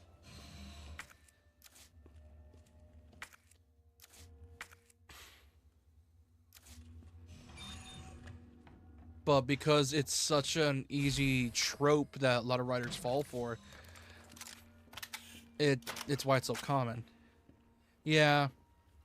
Essentially it falls for what I falls essentially writers in general fall for a weird thing where they think simplicity means bad storytelling. That is not true at all. Like that is not true whatsoever.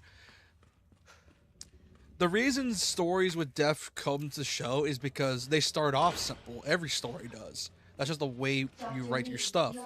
You start off with complicated shit immediately, it just gets confusing and no one knows what's happening and no one's going to go on.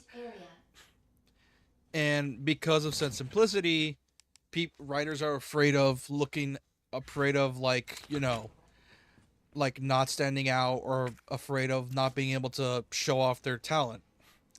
Unfortunately, they end up punching above their weight, and, well, that's how we get things like Ruby. Not always. Multiverse plotlines have to be written very well, and when it's not, it's usually a sign that the writer just had no clue what to do or was following a tread, ironically started by comics. Yeah, pretty much. But it's unfortunately we see so much bad involving that we just sort of just, yeah. It just gets weird. Alpha to Ghost, target moving in the west area. Must be going to reach G-Virus, an antiviral agent. This is Ghost, understood. Rendezvous at point W3. Roger. This is Alpha, arrived at destination. Understood, stand by for target. This is Alpha, I got eyes on the target. He's going to open the safe. Roger, awaiting the signal. Got eyes on the G-Virus, we're going in. Dr. Birkin, you'll come along with us quietly. And I think G-Virus is in the west area. Got it. And I think we know how that panned out.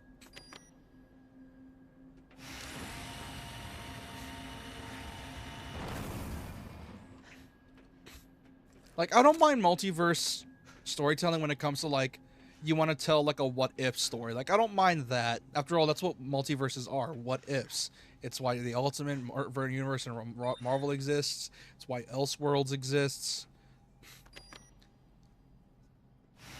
Like, I can understand the appeal. The problem is we never get it right most of the time. And that's a shame. Especially if the multiverse storyline is taken on, it has to be baked into the story like chocolate chip and cookies. It can't be the main attraction. It's the highlight to the attraction. Yeah, that's the main problem, is that most writers just do it instantly. Like BioShock Infinite did that, like I said, and it made things confusing from the get-go. And what ended up happening is that, well, BioShock Infinite became what it is. What do you just keep it simple, right? Yeah.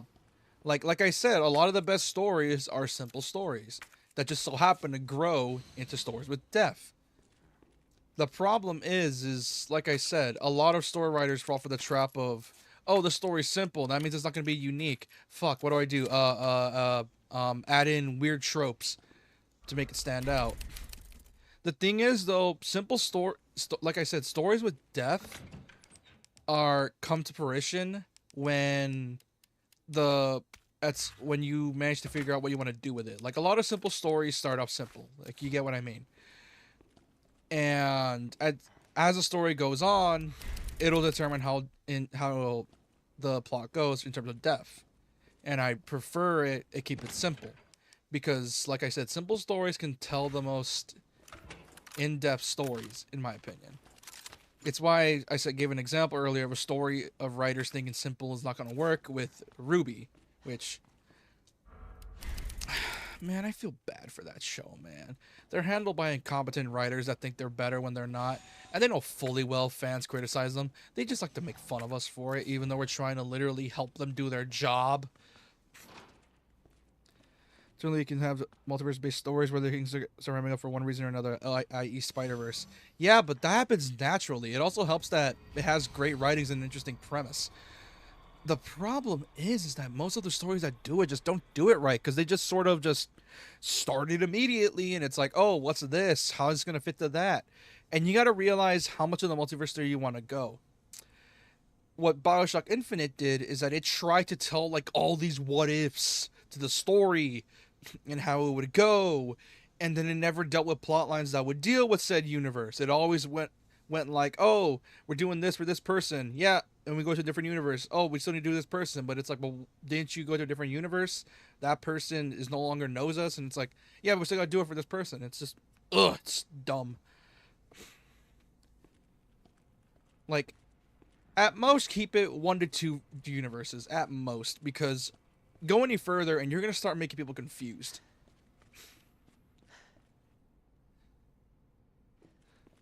Jesus. What happened here? Oh, giant plant monster. But yeah, it's just a giant hole. Oh, I know this part. This part scares me genuinely. Do this.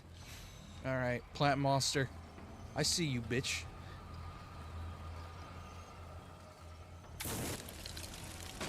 I see you.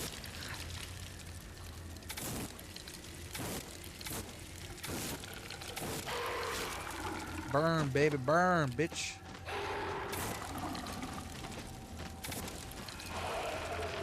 Are there you somewhere?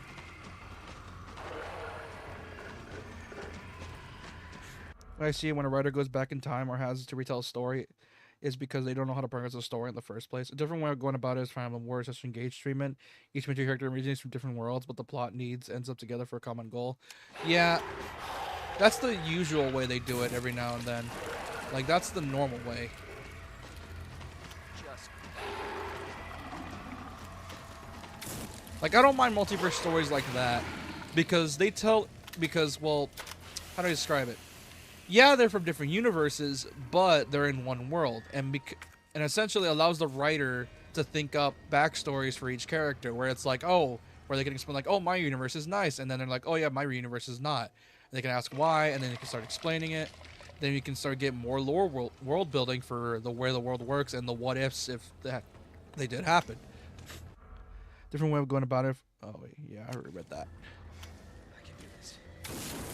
And yeah, it's simple, it's tropey, it's one of the most common ways to do multiverse theory, but it works. Because it starts to make you think that, well, it starts to make you think about what happens and how much our choices really impact the world. I love it when a story does that like that. Because it automatically brings in depth and makes you think about things you never expected that you would do. Like, for example, the ideas of, like, obviously what ifs and what happens if we did this in another life. And it would make you think, like, damn.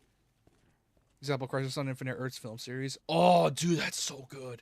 Like, that's a really good way of doing multiverse theory, in my opinion. Because Crisis on Infinite Earths was obviously made because they needed to reboot the series. But, god damn, did they make it work. I think I remember this one, actually. Wait a minute, I think I remember this one. Do I have the photos? Dispensing solution now. Don't I have the photos? I know I do. Because if I want to unlock the door... Dispersal charge. Alright, hold on. Let me see if I have it. I have photos. Hold on. Hold on. Hold on. Let me see. I need to dig deep because I took these photos ages ago. Alright, January. Like, they 2020, 2021. Hold on. Oh, man, I'm going far. I'm going far. Oh, this is really far. Oh, my God, I'm seeing cringe memes. Oh, no. Oh, this is when I was into Grand Blue. Oh, no.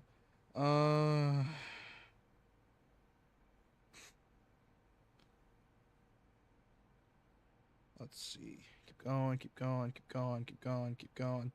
Keep going, keep going. Really shitty. Where is it?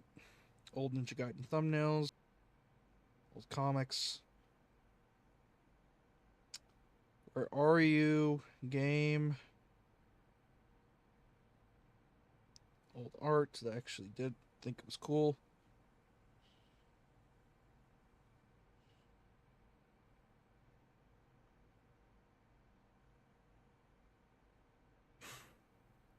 This is the first run or second? This is the first run.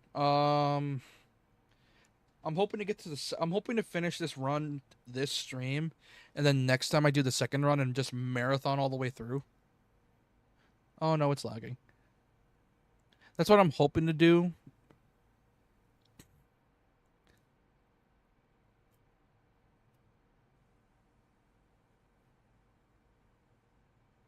Where are you?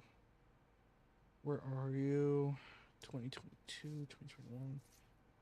Because I know the game came out in 2019. That's what I need to find. Well, that's a lot of useless photos.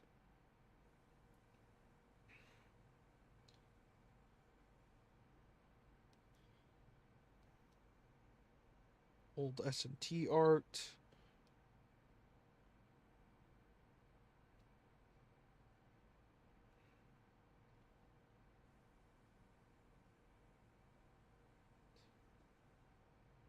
Get rid of that, that, that, that, that, that, that, that, that, that, that, that.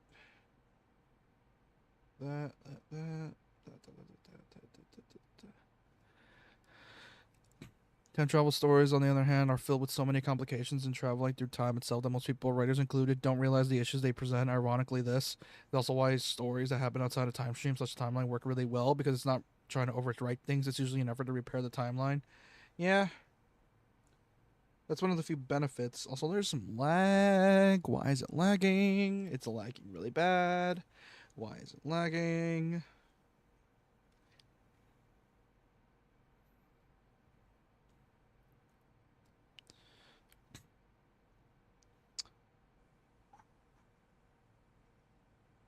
Old King Ashura art that I don't care about.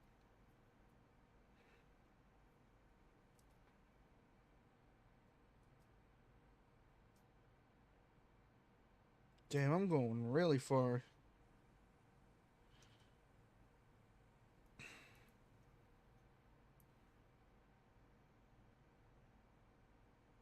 Ah, old Ruby inspired fan art I made. That's honestly goes kind of hard actually. This is actually when I started learning anatomy. I actually gave a shit about writing actual realistic proportions. Nowadays, I just don't give a shit and just do whatever I want. Damn, how far do I go? Also, damn, this is some old ass art.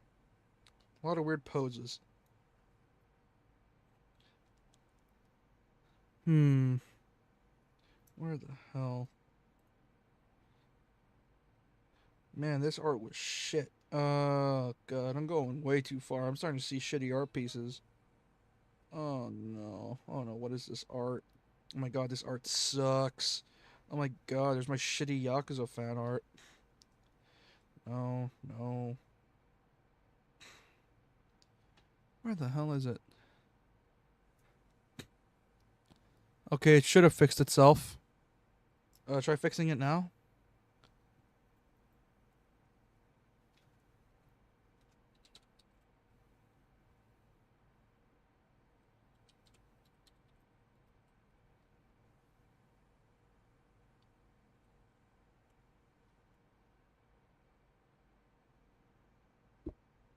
I'm trying to go through my.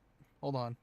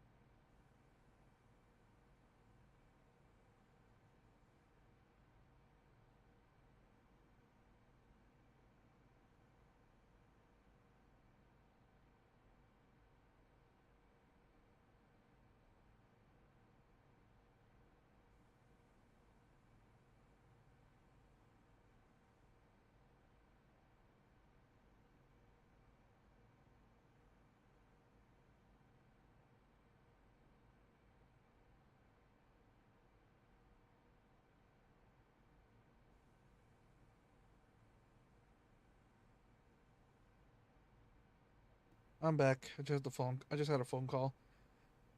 Still scrolling. Scrolling. Oh my god, how long is this scroll? Why the hell do I have photos saved of fake guns? Ooh, pizza. God damn.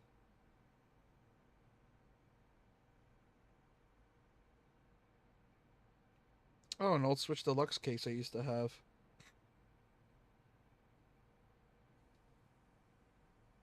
That I still do.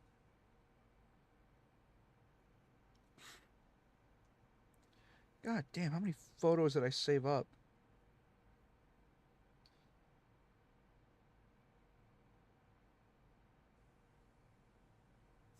Um, Holy shit, how many are there?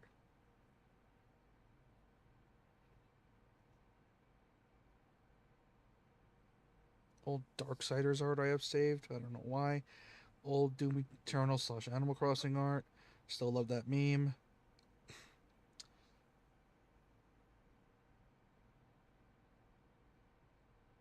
God damn, how much Kengan art did I save? Oh, I think I found him. Okay, let's see. Let's test this out.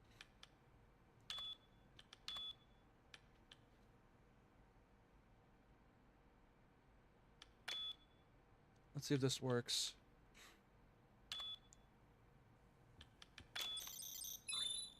Yep. All right. There we go. Now for the other photo. This is way back in 2019. Holy. Okay, I'm gonna unlock all of these. These should be golden. Ba ba ba ba ba ba ba. Okay. Because I remember hearing about these codes being randomized, so either way, they're probably not. I'm just an idiot. All right, here's the third code. Ba ba ba. There we go. What the?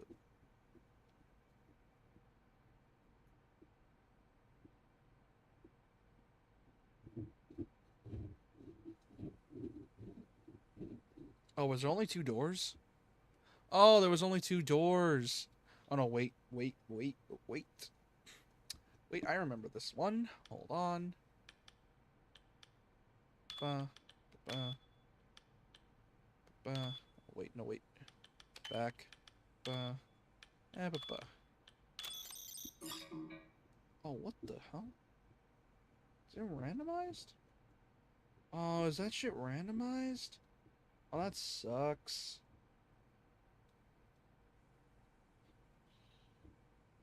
There's like a bunch of codes that I have. I have like 2 sets of codes. Well, fuck. Okay, then I guess that one's randomized. They don't want you to do that one immediately.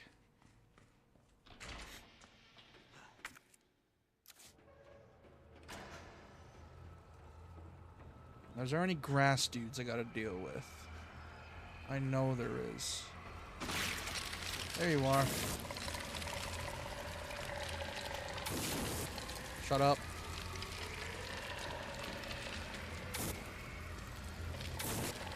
I'm doing short sprays. Shit! Get away from me. Get away. Back up. Stay on fire. Stay on fire. Burn. Like, the way that time travel story can work is if it's an effort to preserve the timeline and prevent a bad future from happening in the first place, i.e. DBZ or Silver or the Hedgehog or Chrono Trigger's entire plot. However, this only works if the time travel is treated as a vessel for the story, doesn't interfere with any plot threads from across the various points in time. Yeah, it's why I'm more lenient towards the plot lines that do alternate timelines than the whole singular timeline bit. Because if done right, that can work because, as you said, treat it like a vessel instead of like a whole new thing. Or treat it as part of the main plot.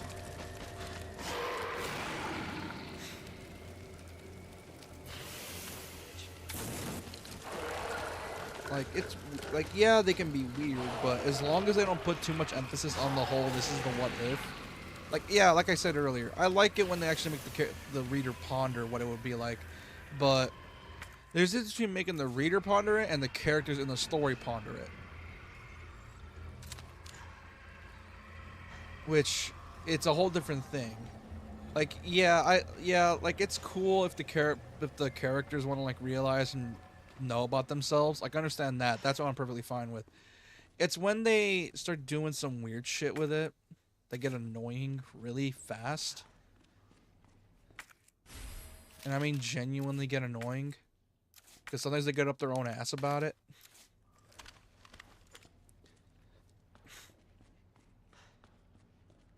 Because at some points, it just throws the plot really far. In ways it's not supposed to.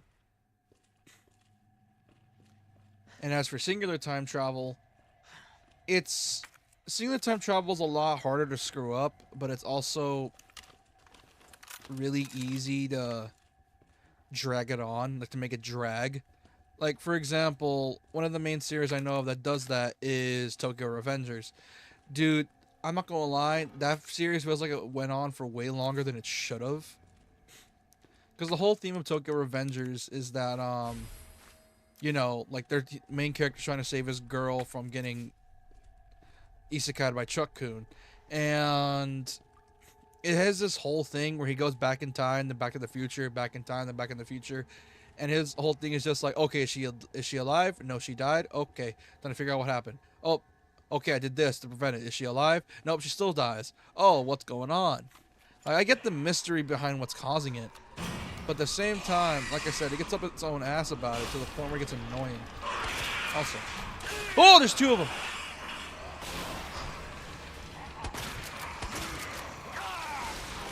Oh, great, I woke up too. Let me heal.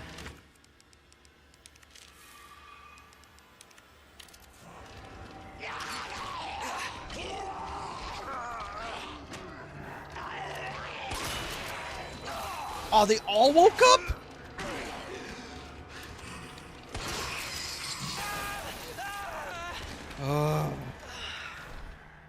Are you kidding me?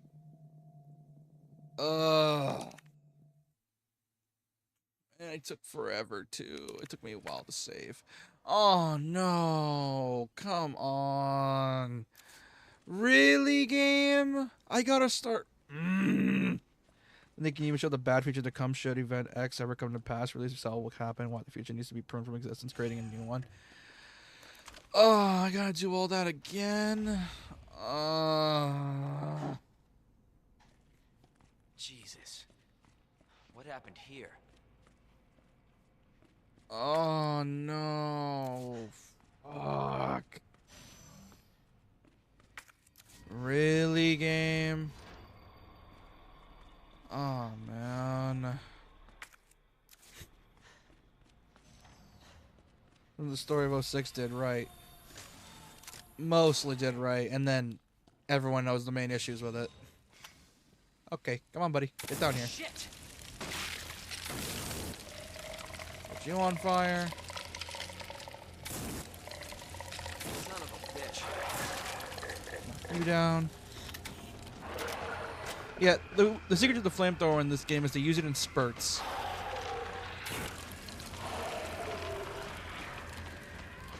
Also, these things are like clickers. They one shot, so you kind of just want to like spray them down, and don't let them grab you, or else they will one shot you. And it's annoying, and I hate that. I hate one shot enemies because they're not really balanced right. Not only that, they're kind of a nuisance to take care of. Like, I get it, they're meant to be like a threat, but come on. There's a difference between being threatening and being annoying. Tedious.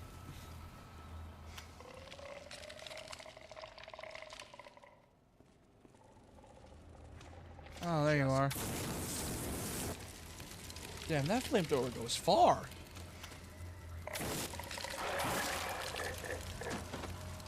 Also, it's...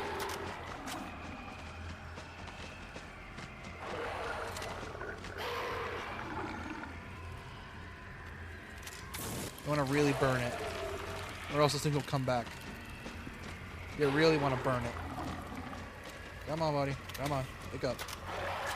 Come on. There we go. There we go. Deals with that thing.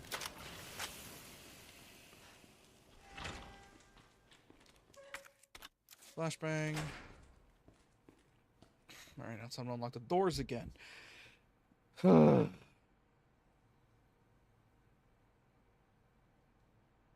blah, blah. Oh, well, scrolled to old art. That's dog shit. Let's see. Ba. Ba. Ba. Ba. Ba. Ba. Okay, now we're cooking with fire. Next is ba. Ba. Ba. Ba. Ba. Here we go. That deals with that. Now we just need to. Oh yeah, this thing. What? Beep, beep, beep, Dispensing beep. Don't solution care. now. Don't care. Fuck off. Boggle. Come on.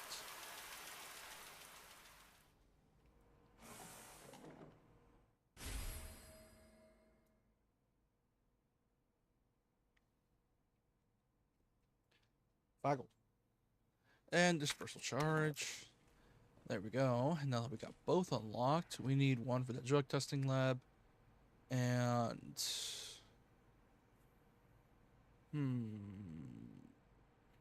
okay. See how we're gonna do this.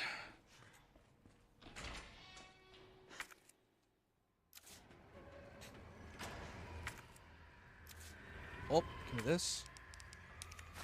Fine. Oh, these things.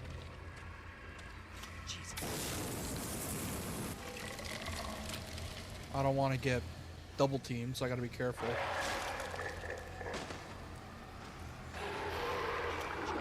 Nope. You stay down, you. I'm trying to be careful. Oh god, the frame rate just tanked in here. Holy. It's like a 40, maybe not 30. 30 would feel a bit eh. This is somewhere along the lines of 40. Yeah, you can tell it's 40. You dead yet? Why won't you die? There we go.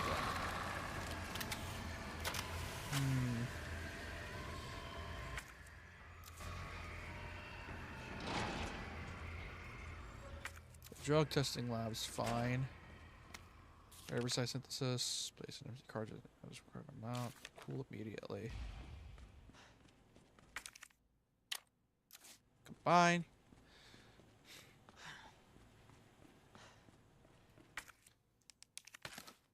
Combine with this. Thanks to entities the future to gain an advantage towards solving. One interesting time travel example I can remember comes from the game Chris Tales on both sides of the screen. Once the beginning story events occurs, you can see the past and future scenario of the player can send things and entities to the future to gain an advantage towards solving puzzles, defeating enemies, and by sending enemies to the past, it can influence it and affecting the present. Oh. Okay, I see how it is. That's a decent way to do it. I think I skipped an entire section Manual mode thanks to this. engaged. Oh, these Adjust amount of puzzles. solution to match cartridge capacity. Oh, another one of these puzzles. No, I hate these puzzles so much. They're so fucking annoying. No, wait. Let me swap these two.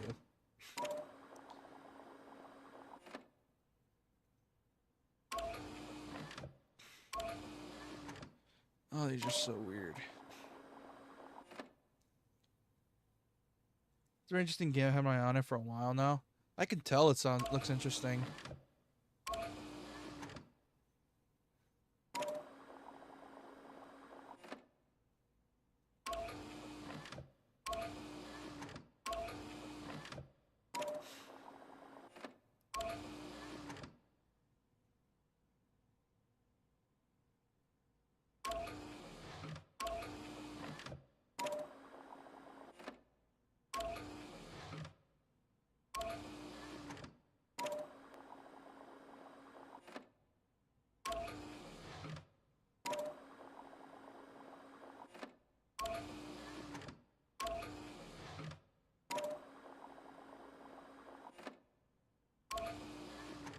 Oh no, wait a minute. I get it. Hold on.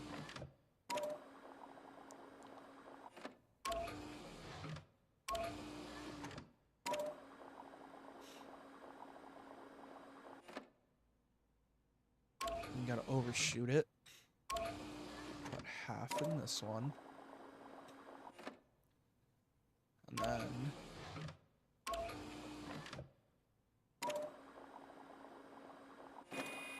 There we go.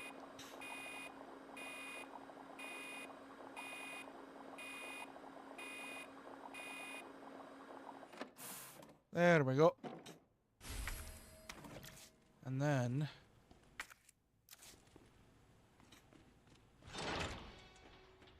Please don't spawn the big man. Not yet. Don't spawn the big man yet. I still want to do some shit down here by looting. I want to loot first before you start fucking me. Let's see, get the map. And here. Okay, first off, equip grenades immediately. And I can throw it at the zomboids or the lickers. I don't gotta worry about bullshit.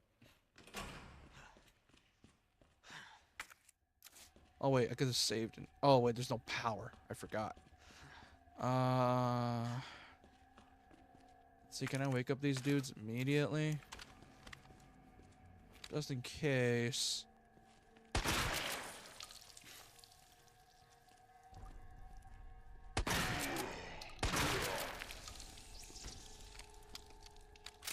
I am dealing with the issue before it starts.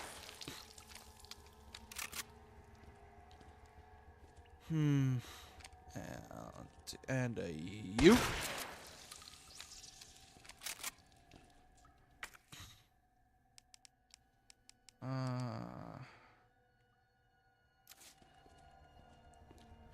Then.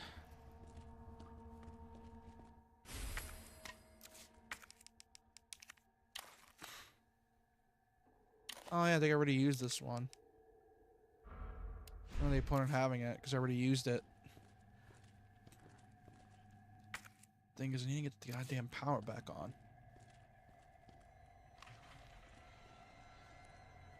Come on, buddy. Come on out.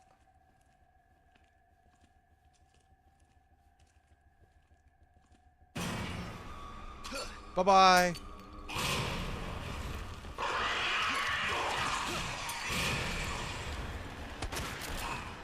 Aha!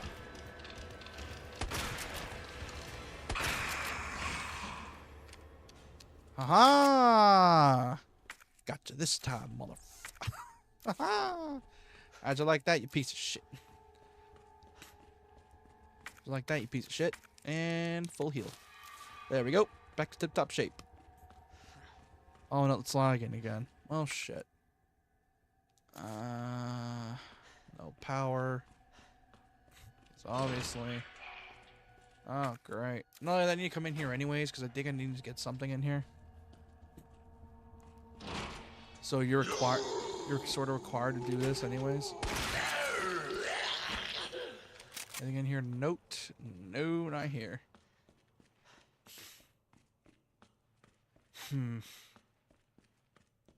Keep on keeping on. Oh!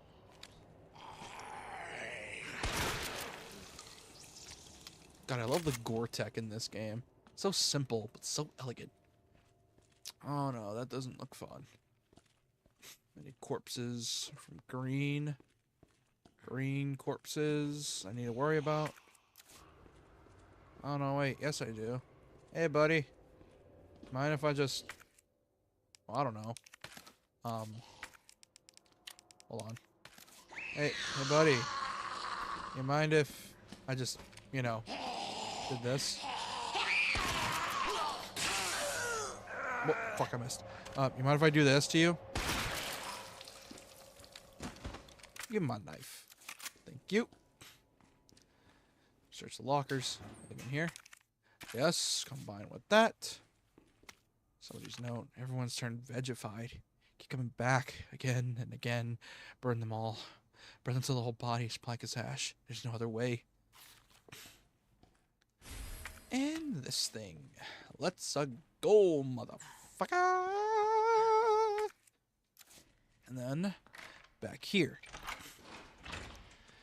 I forgot that this section had a bamboozle of things jumping you. You should never trust a corpse in this game. Never trust a corpse. Or else, you know, get fucked. This is gonna be a fun bit of the end. Ain't that some shit?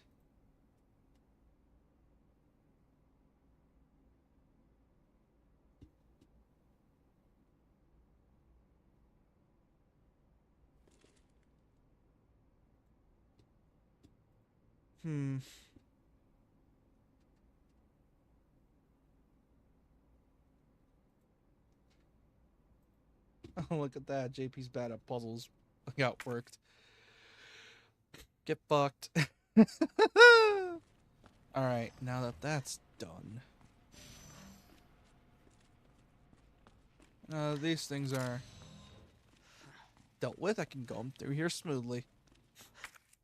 Because now I gotta go to the greenhouse and then do this thing. Oh, I haven't looted the place yet. I need to go loot completely before I do anything. I don't want Mr.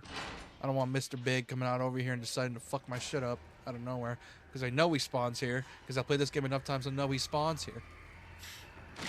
Aha, son of a bitch, you ain't tricking me. Jesus. Come on. Come on, buddy. Come on. Ha, son of a bitch. Nope. You stay burning. Stay burning. Never trust a corpse is literally a phrase you can apply to all horror genres at large. Yeah, I know. But especially in this game. Because for some weird reason, Capcom just really loves to do that. Yeah, Dead Space is also a good example of that. Which, God, I'm so mad we're not getting a Dead Space remake because EA didn't see the series as profitable. Because it's EA. Because of course they did. They always kill off franchises and or series that don't make them money. Oh, what the hell? But speaking of which, Capcom kind of roasted them earlier today, and I find it really funny. Where apparently, they didn't jab at EA, but it felt like they did. Where it was like, oh yeah, we don't care about making online games, even though they might make us money. Why? Because that's not what the fans would want. And I'm like, that feels like a jab at EA. There's no way it's not. Because if it is, well then, thank you Capcom for being goated game developers. Because I will say this, despite fans wanting them to bring back franchises, you gotta admit, there's a reason they lasted this long as a company. There's a reason for that. And then, la-de-doo, la-de-dee, la-da-da, bada bang, bada bang. Error. Solution temperature is at What the? What am I missing? Oh, the lab. Oh, okay, I forgot. acceptable range. I gotta go to the lab and then turn that shit on. I forgot to do that. It slipped my mind. God damn it. Alright, don't deal with it. Let's go. Bada boom, bada bang, bada bang. Bada bang, bada bang, bada bang, bada bang, bang, bang, bang, bang, boom, ba bum, bum, bum, bum, bum, ba bum, ba bum, ba bum, ba bum, ba. I'm an idiot. But you already know that. Because I'm forgetful. Fuck me in the ass sideways. Okay. Oh yeah, I forgot. Over here's the power. Because I dealt with all these fuckers, I don't gotta deal with them no more. Premeditated zombie murder. Let's go. Oh, right, the whole fucking... Yeah, I remember now. Okay, time to mess with the frequency. Let's see, what's this one again? Murph. Okay. I forgot about this one. Alright, set it to... Murph.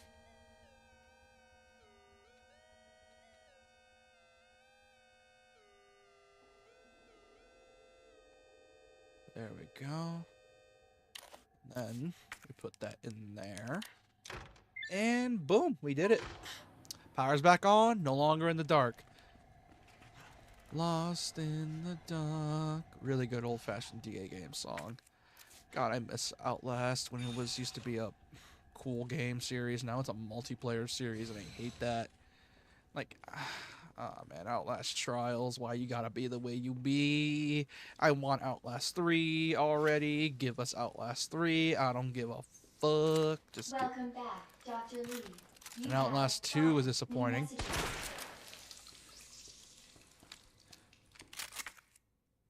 I got a lot of horror recently, and I don't know why. I'm guessing when we play a horror game, you tend to get a lot of. That is a modern UI. You cannot. Don't lie to me, game. This is 98. We do not have modern UIs like this. There is no way that's a modern UI, especially on that computer. Sender Rick Mendoza. What's he subject? What's he up to? Can you believe that bastard Cartwright? Cool. Can you believe that bastard Cartwright? Call your jets, asshole. Well, I guess he is the boss for now. Anyway, have you seen my helix anywhere? I put the secret on the bottom. Let me know if you find it. Byron Cartwright. Busy guy, huh? So, you couldn't make our little meeting. Fine.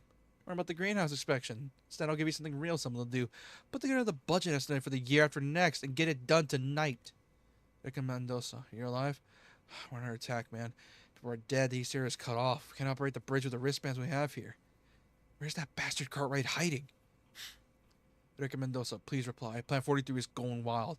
The greenhouse is hell. We need to send someone in there before it's too late. Wayne, how do we stop this thing? You have to help us. Please reply. Rick Mendoza, subject none. Remember Susie, cheerleader? What a great gal. I well into her. Of course, she was into nerds. I just had to give you back those comics and games I borrowed. But you might have to wait a while. This is why I love Resi, because despite it not being story focused, it's not the typical traditional storytelling you might think. It's the world building for these games, man. Like, Who left the freezer open? like the storytelling in these games. Oh, dude, when they hit right for the world, they hit right, and I mean right.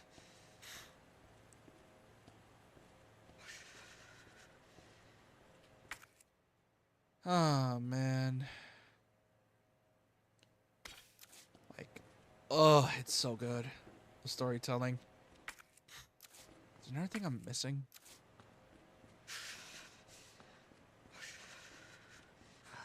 Yeah, I get it, Leon. You're cold as shit. Let me just do my thing. Then use it on this. Bada bing.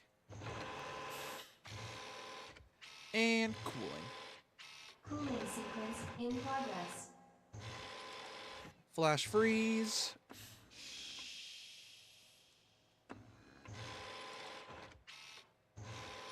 And there we go. Cold as shit thing and golden. Let's go. Herbicide. Let's Cooling go. complete. Okay, let me get out of here. Oh yeah, the server room. I need to go in there. There's a save point in there.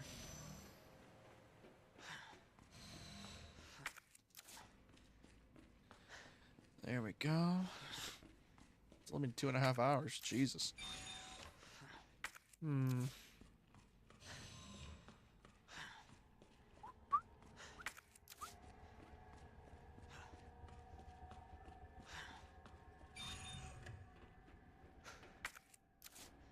Ooh, what are you?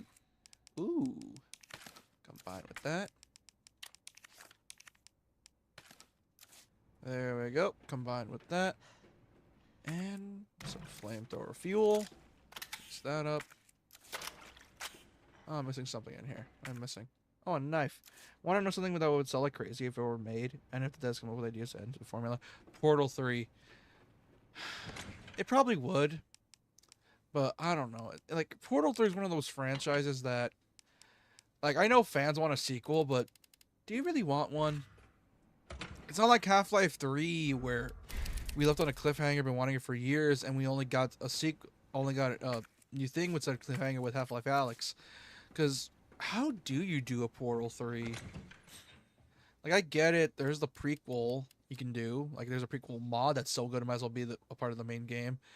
But how do you do a thing like that? Especially in today's market. Yeah, like, puzzle games are still fun. But, yeah. Like, Portal is... Yeah, a lot of... Speaking of Portal, a lot of Valve franchises feel weird getting a sequel nowadays.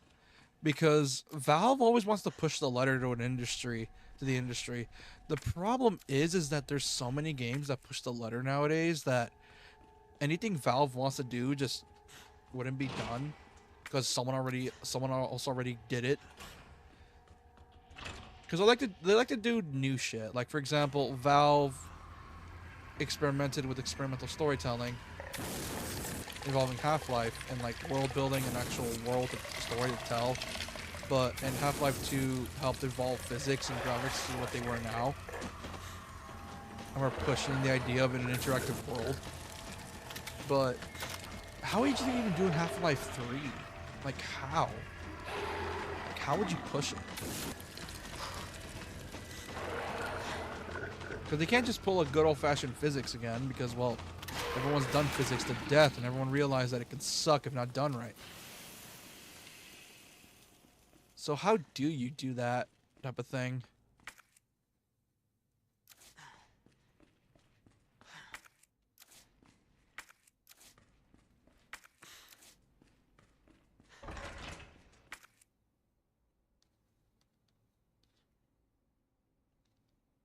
You go to the nap room too, so you can get some stuff from there, because there's stuff I want to get. Because my kleptomaniac brain likes to interact with stuff and steal, because I'm a klepto. Which is why Bioshock is my weakness, because every time I play Bioshock or System Shock, I always end up looting everything I can, and then filling up my inventory because I realize, oh, I want that. Oh, wait, I'm full on this. Okay, time to go look at the other body. Oh, this thing has something I want. Oh, I'm full on this? Well, look at that. I can't do... Okay, guess I can't loot. It's even worse with games like Fallout because, oh, dude, wait systems are the bane of my fucking existence. I cannot stand wait systems in RPGs. I get it, they don't want you looting everything, but come on, I want that really cool fork that child has. You saying I can't steal it? To live in a world where RPGs, they want to focus on realism. Dragon's Dogma, it happens with that too, and that's also the bane of my existence as well. Because I want to make this cool character with this super cool build, but oh, look at that, it's too heavy. And Dark Souls does that as well, and it annoys me as hell. It annoys me to no end.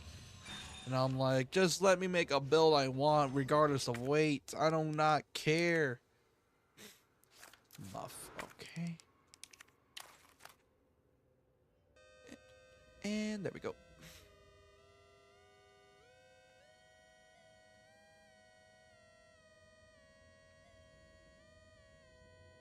There we go. Then put in here. What else did you learn that 3 houses has a secret weight stat? There's a full bit. I think I saw the weight stat. I just didn't think it actually affected much. Aha! I knew it. I remember now. Oh! Okay, for that. Sucking in the face. Ah! Wayne Lee's note. Dear God, blood everywhere. What the hell is happening? They're dead. All dead. So those men in black, USS Headquarters Special Forces? But why? It's their job, isn't it their job to protect us? White brains in a sea of red. This can't be happening. Dear God, why? Didn't everybody say I was a genius? Genius like me can't die in a place like this. I always got results. They're screwing me. Well, maybe I'll screw them. Oh, and the noble. I'm a hero, a genius, a god. I'll not die. I will... Oh, look at that. You got fucked on impact. Jesus. Oh, there's no TV in there. They're bored as hell. Well. Oh, they got fucked on impact. And I'm guessing dude was bit. So. Rip. Rip dude, I guess. Rip homeboy who thought he was him for real. He was not him, and he was in fact not him for real. Ooh, he was in fact just NPC that they put for lore. God. God, like I said, I love RE storytelling. I like the way they do it. It makes you interact in the world in the way that you want to. If you want to know about the world that you're dealing with and how fucked up said world is.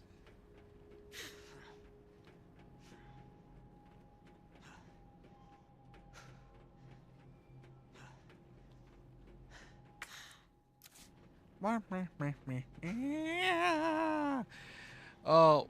Oh. We're almost there. Almost there. And then comes the boss fight. That's the bane of my existence. Because G phase 3 is so bullshit fast. And I hate G so much. It goes to the point where I stress out fighting the man. Even though that's kind of like what I like. Because I like horror game bosses that actually make me struggle. At the same time, I hate him because he's such a bullshit boss. Oh god, I'm gonna hate fighting B. I'm gonna hate fighting G. Then there's the Super Tyrant, which Super Tyrant fucking sucks. Oh man, Super Tyrant can go suck my dick. This thing only goes up to 3, right? Dispensing solution now. I saw a rat. Okay, that's a corpse. That did the trick. Alright, time to save real quick, in case I fuck up. Warning. You have dispersed a dangerous solution without authorization. Your actions have been logged, and you may be subject to disciplinary measures. Don't give a shit, computer. I am trying not to die right now. Also, the fact this was built under the city. How the hell did no one even realize this? Like, I get if it was like a lab like RE7's. RE7's lab is probably my favorite lab because it's down to realism. Like, it's not like super over the top. Senior staff clearance required for computer It's like access. okay, it's expected. This guy's a hillbilly, obviously make a lab like this. It's fine. And then there's stuff like this that makes me question, okay, how the fuck did they build this all under a city? Like, how? How? For the love of God, how?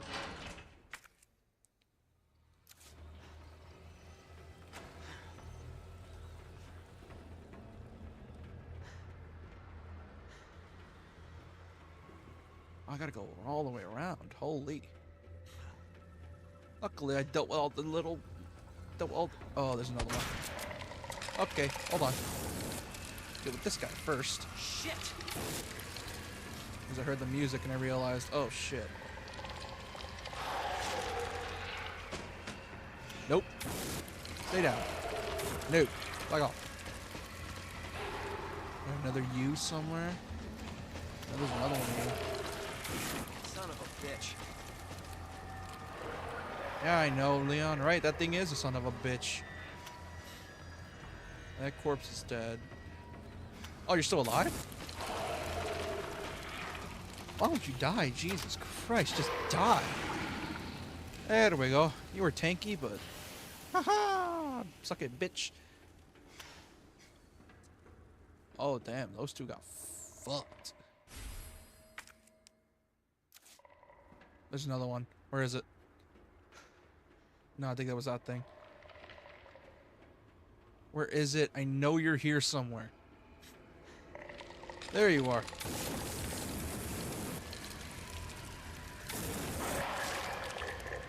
Burn, you piece of shit.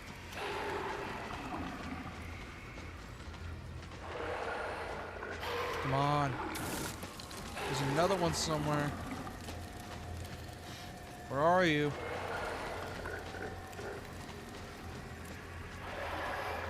Another one of these somewhere. I know there is, so tell me where the fuck you are. Okay, you're burned alive. Good. Where the hell are you? Oh boy. Oh fuck. I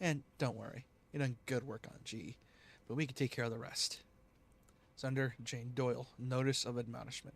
You are under suspicion of breaching your contract with the Umbrella Corporation. It has become clear that you have claimed ownership of the G project, and you have been in unauthorized contact with the U.S. military. Please respond to the investigation committee summons within 24 hours. So they caught on. He caught on that Birkin was a snitch. Son of a bitch was doing an experiment on his own daughter. Tried to pull a good old-fashioned you-know-who from Fullmetal Alchemist. One of the worst fathers in anime history. Son of a bitch.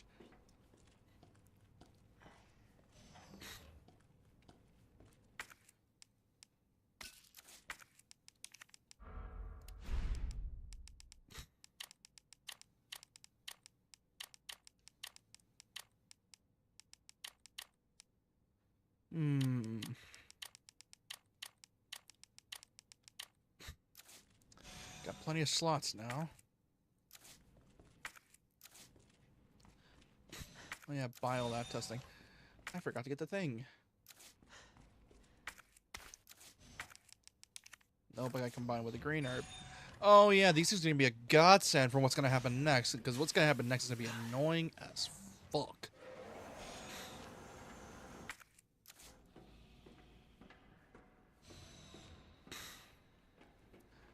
Oh, this is the part that sucks. I hate this part with a passion, dude.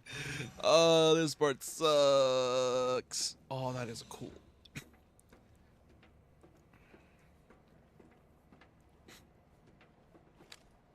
Oh, no. That's G. That's a tyrant limb. Brain, heart. God. Ugh. Ugh. Body horror. That's where you get G.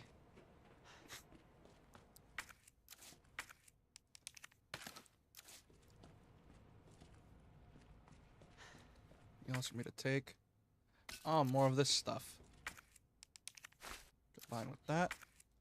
That should be all there is. Hmm.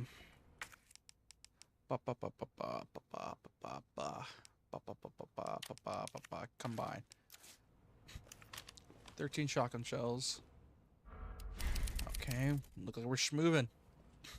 We are schmoovin' through this shit. Do we have anything?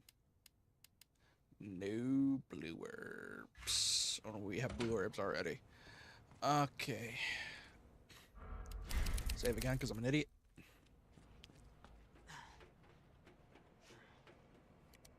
Research diary, embryo growth observation, subject 449.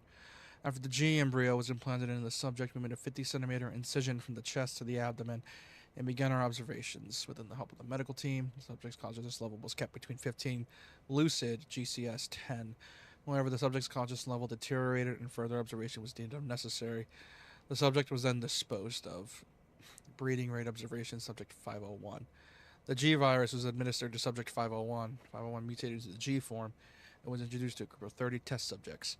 After 2 hours, 36 minutes, it was observed that all but one of the test subjects had been implemented with an embryo.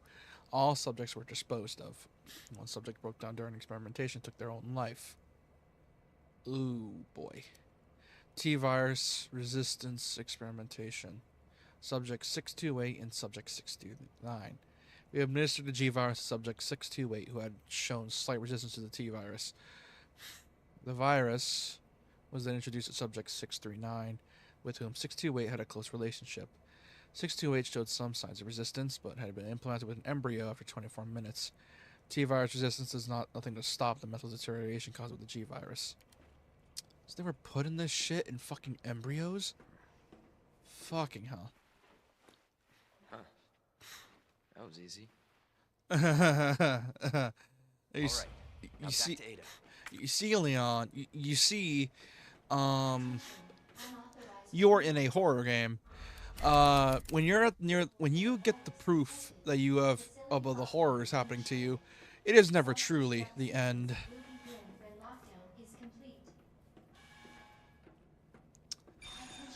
Oh boy, this is gonna be rough.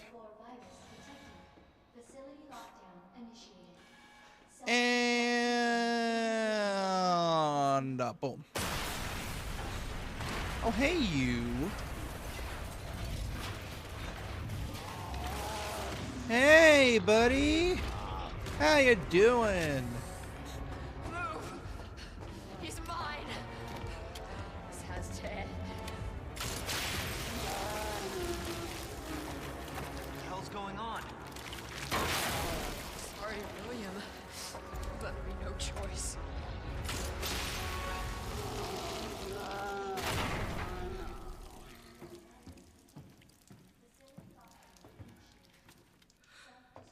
You called this thing William. Why? It shouldn't have been like this. It's Umbrella's fault, this whole mess. You're Umbrella too. You're telling me you weren't involved in this. Yes. But we never meant for this to happen. Then tell me everything. Right from the start.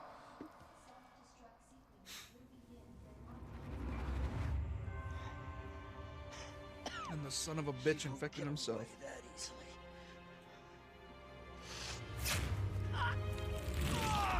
The son of a bitch infected himself.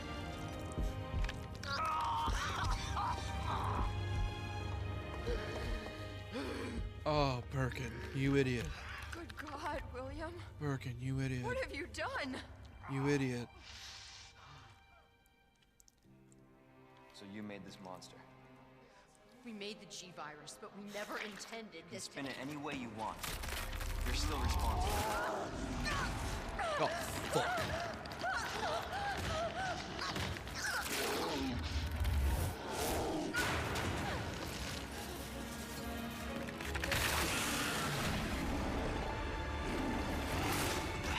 Oh, he mutated even more.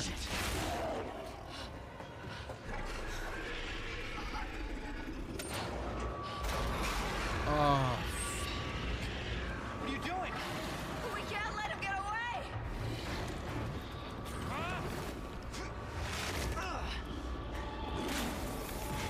I got this far. I'm not dying here. We end this here. I got this far. I'm not dying here. Son of a bitch.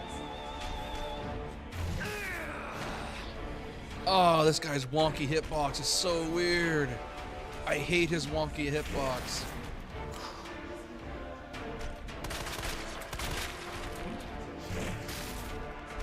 God, his hitbox is so wonky. I hate it.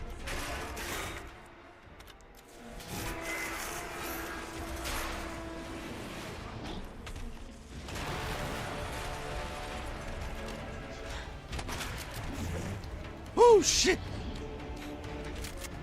I don't even remember how to do this fight. Leon.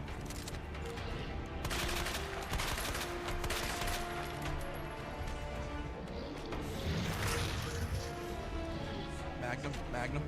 Pistol. Okay, fine, that's fine. Fuck off. Wait for me. Magnum.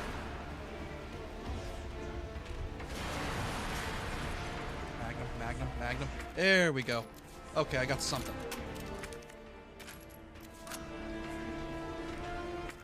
Hey, buddy, you mind not doing what you're gonna do? And just leave me alone?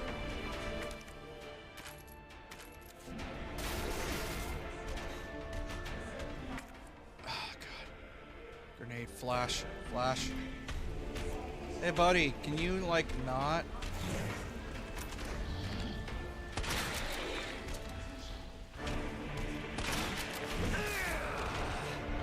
Shit.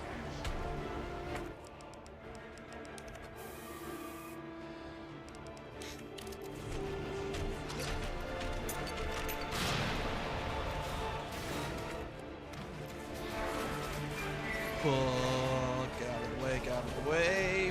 That's an instant. Woo!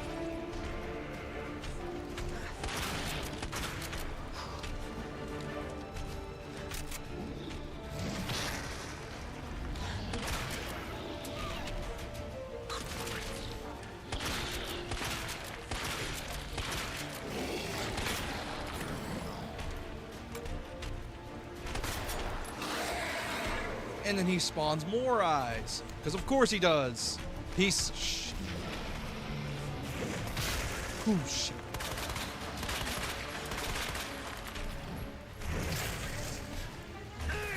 Ow!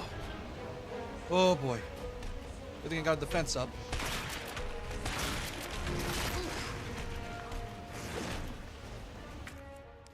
And I got a...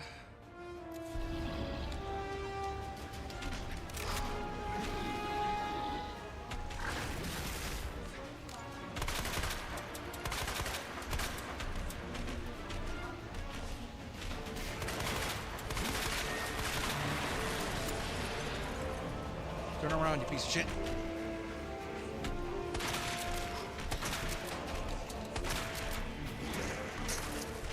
One of the few ways to do this is to get him stuck on something. Or that.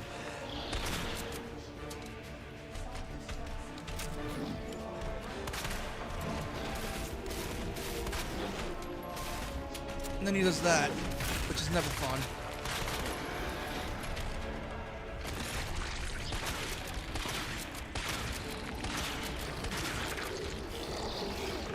Damn, he takes so much.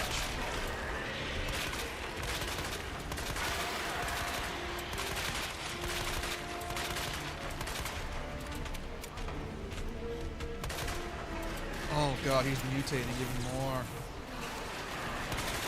Oh, you asshole, what are you doing?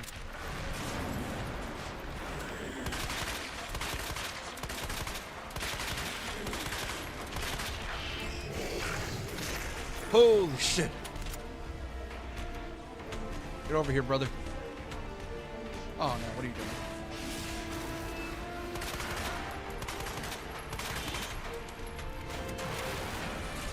Piece of shit.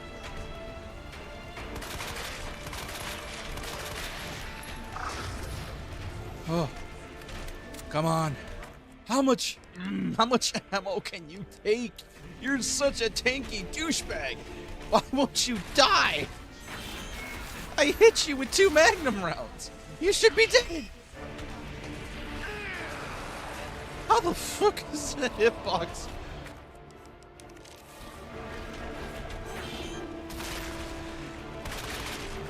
Oh, thank God. You are tanky, dude. I hit you with back-to-back shotgun rounds, and you refuse to die. Even 2 magnum shots. You dense mother. You are a dense mother. Oh boy. You dense mother.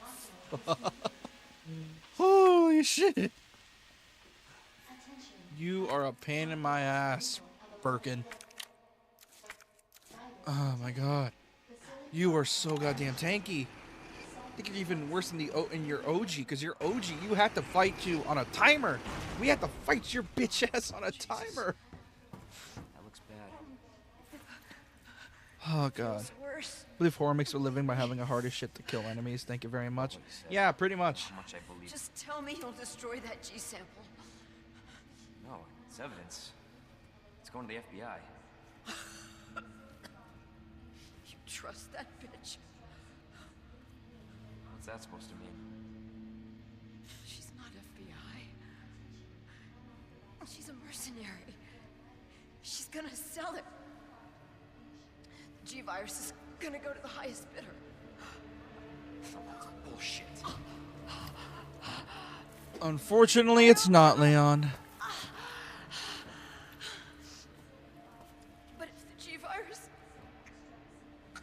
gets into the wrong hands... The world will change forever, unfortunately. Oh, God. Well, fuck. And knowing Leon, knowing this dude, his simp ass. Self-destruct sequence initiated. Use the central elevator to evacuate immediately to the bottom level train platform. He is gonna do something stupid. I know for damn sure he is. Attention. Self-destruct sequence initiated. Use the central elevator to evacuate immediately to the bottom level train platform.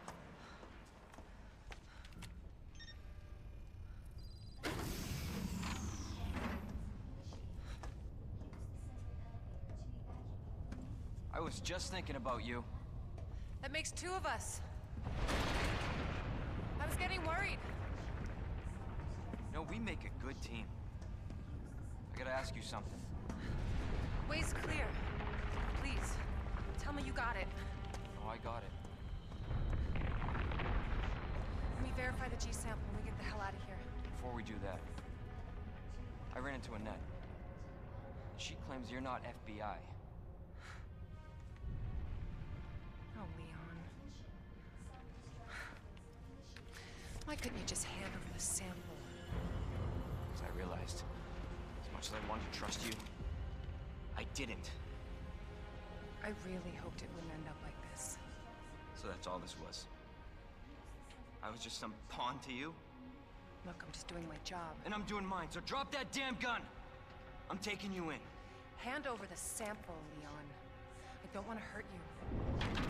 Bitch, you've been hurting this man mentally and emotionally for years. You've done plenty of hurting. And you shoot me. But I don't think you can. You've been mentally toying with this man and emotionally for years. Hey, Annette.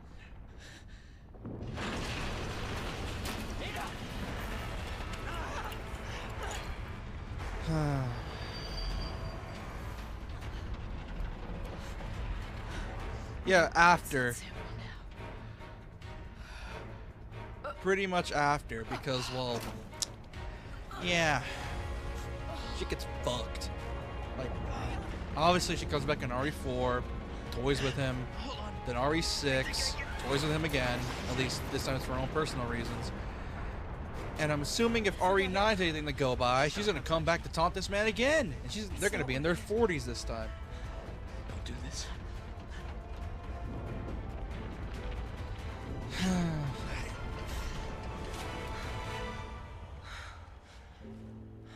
What's even worse is Take that care of yourself.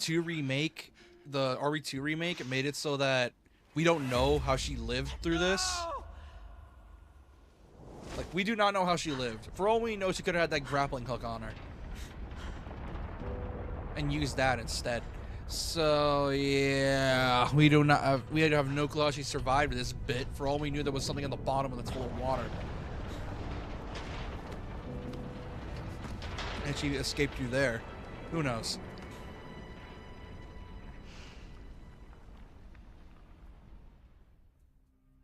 Either way, this man's got a severe amount of PTSD that he needs to work through.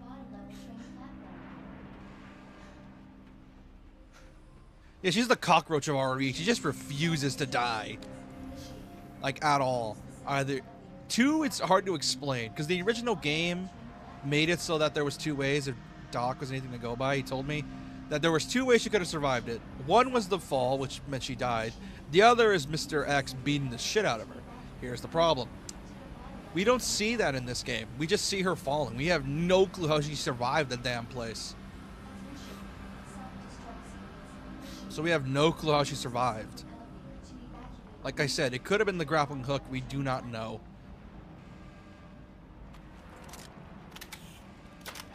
Because the remakes for Resi are meant to be sort of a clean slate. Because obviously not everyone has consoles to play over 30-year-old game, almost 30-year-old games at this point. Minutes until detonation. Like we don't have not everyone has games like the consoles for it. Hey, Claire.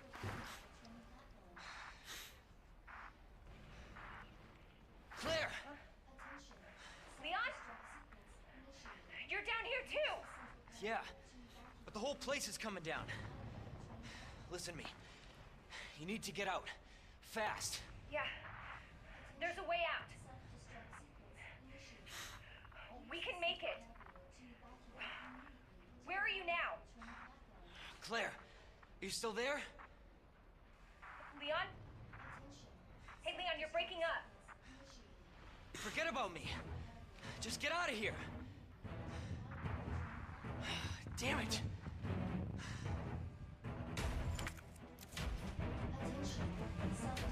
The classic chase, the classic escape music. Let's go. We're here at the end game now. Time for shit to get boomy. There it is. Time for shit to get boomy. Let's do this. What's even worse is that we gotta fight a boss after this. Oh my god, does it get worse? We gotta fight a boss. Oh, and it's these things too. Oh, let me just deal with you right here, right now.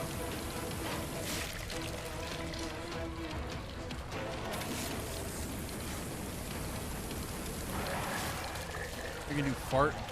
Maybe. I had to fart earlier, so that explains it. Anything in here? No? Okay. Oh, there was ammo somewhere in there. Oh, I'm an idiot. You know what? No. Fuck it. It's not worth it. Come on, let's go. Go, go, go, go, go, Leon. Go, go, go, go, go, go, go, go, go, go, go, go, go. I don't give a fuck. 8 minutes until detonation.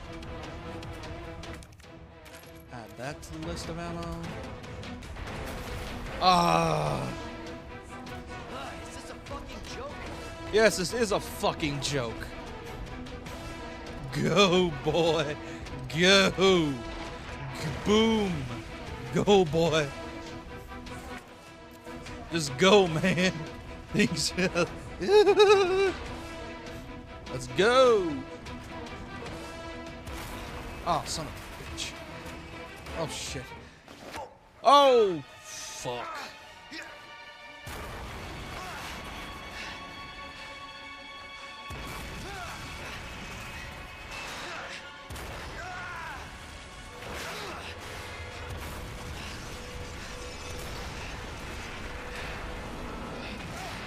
Oh, shit.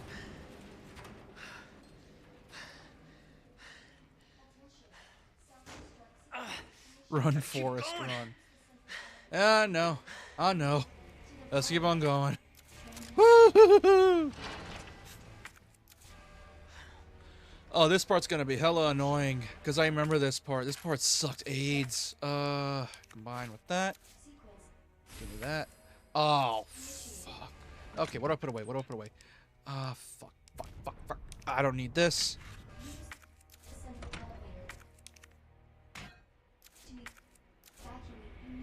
Oh, man. If I die here, I gotta do that entire sequence all over again, and it sucks.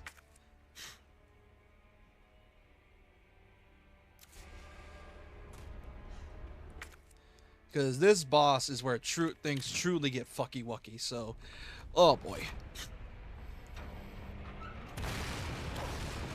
Oh, hey. Yes, what the hell? Yeah, the place is blowing up, Leon. What do you expect?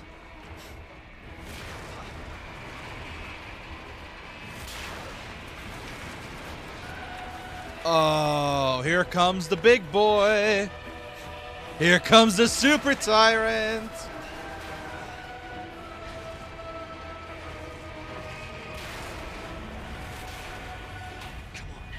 All right, you piece of shit. You've been haunting me this entire game. Tom, you pissed off.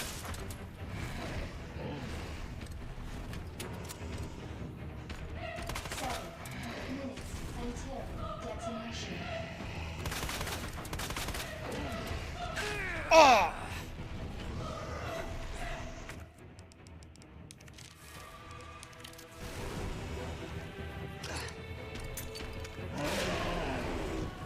Aha!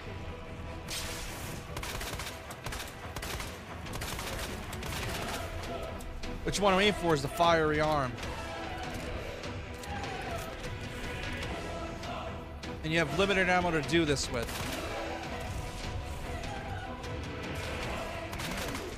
Ah!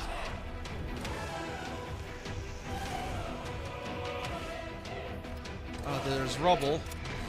This can help with kiting him.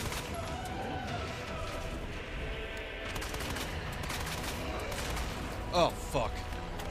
Oh, here goes the kiting. Not good. Not good at all.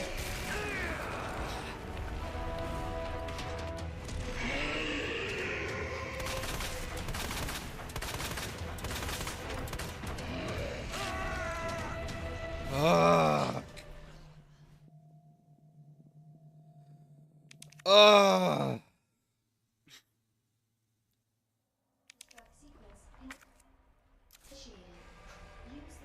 Like I said, you gotta kite this man, and he's so annoying to fight.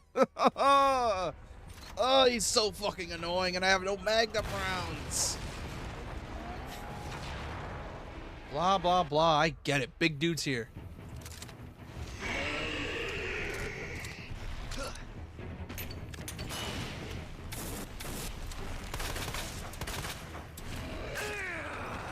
Ow. Oh, wait, I should have combined the blue with the... I'm a moron. Log off.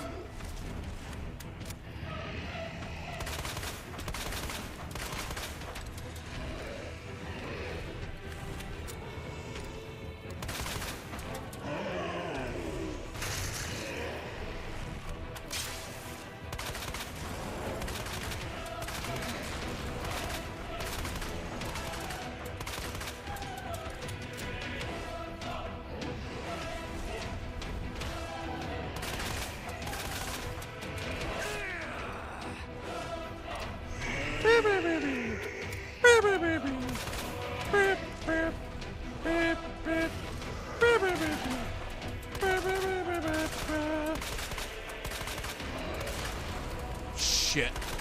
Okay, okay. Full heal. Full heal. 6 minutes until detonation.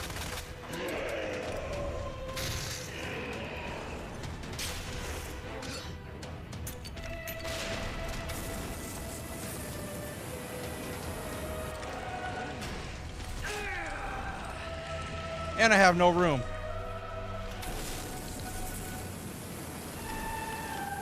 Set him on fire.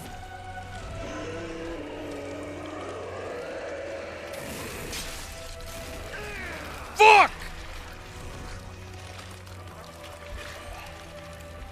Oh, wait, I had another grenade to stun him. I'm an idiot. Oh. God, I hate fighting Super Tyrant, man. He fucking... No. God, I hate fighting Super Tyrant, man. He fucking sucks. I hate him so much. He's so fucking annoying.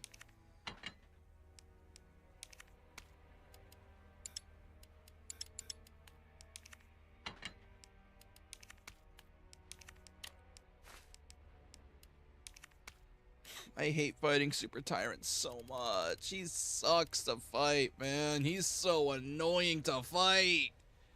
To the point where he's just, ugh. And I was doing so good, too. Shit. What's worse is that there's no ammo on the damn thing, so I just gotta work with what I got. Yep, there's no ammo here. 7 minutes until detonation.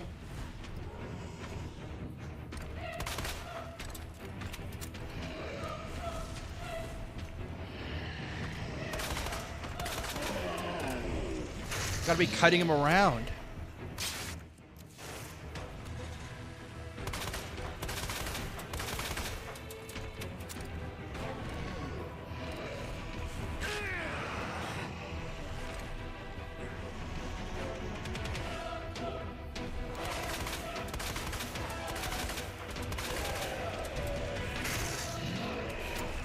Come on.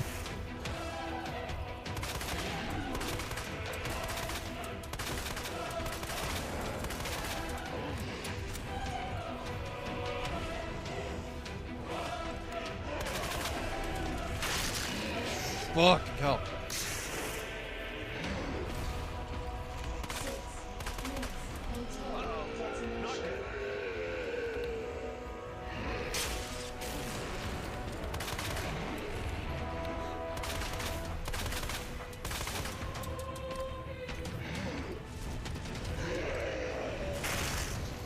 Okay, now for the...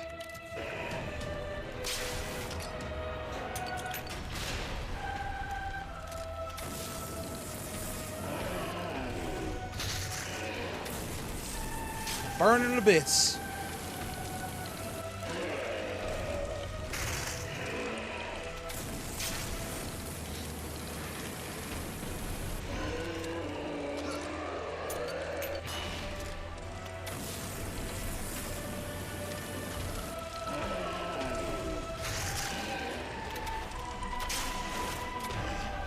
Oh shit. Kill it with fire. Yeah, pretty much.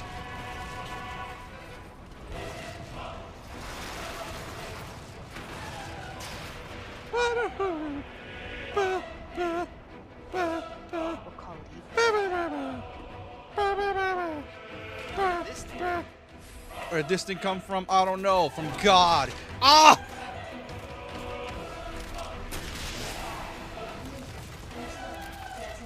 Whew! Son of a bitch. Oh, the thing refused to die. Oh,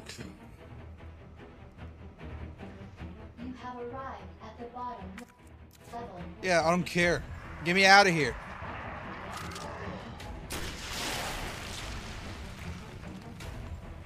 I don't care. Get me out of here. Get me out of here. I don't give a fuck. Shit.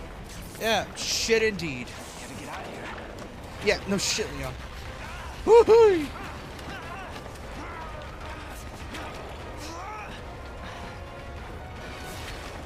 Holy hell.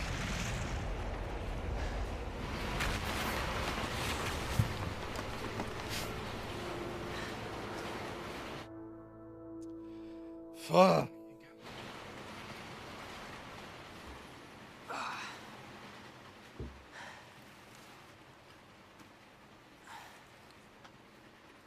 Whew.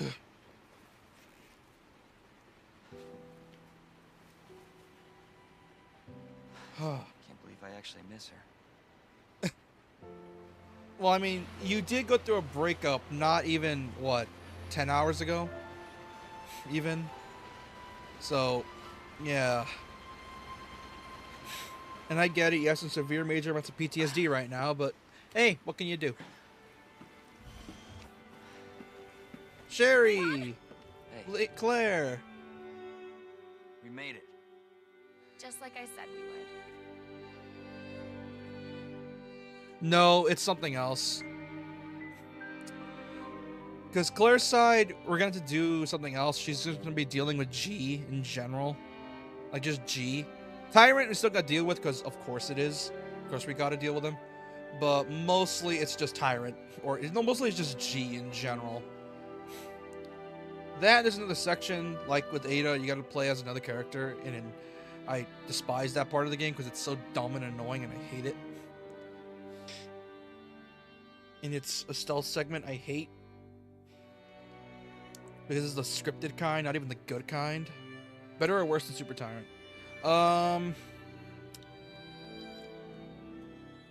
Not worse than Super Tyrant. Super Tyrant is worse than Claire's final boss. Or no, wait, Super Tyrant's not is worse than Claire's final boss, yeah. Luckily though, Claire's just gets easy. Because Claire has, not gonna lie, the better weapons. A la grenade launcher and multiple magnums, or at least a pistol that could turn into a magnum, so it's worth it.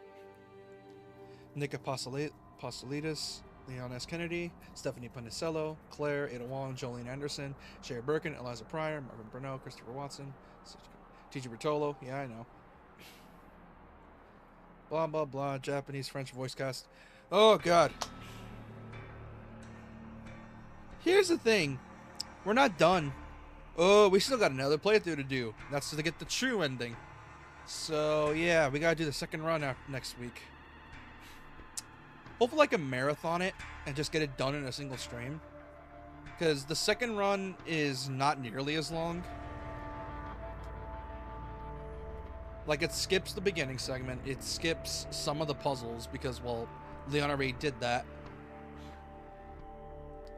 And yeah, it's just great. in general.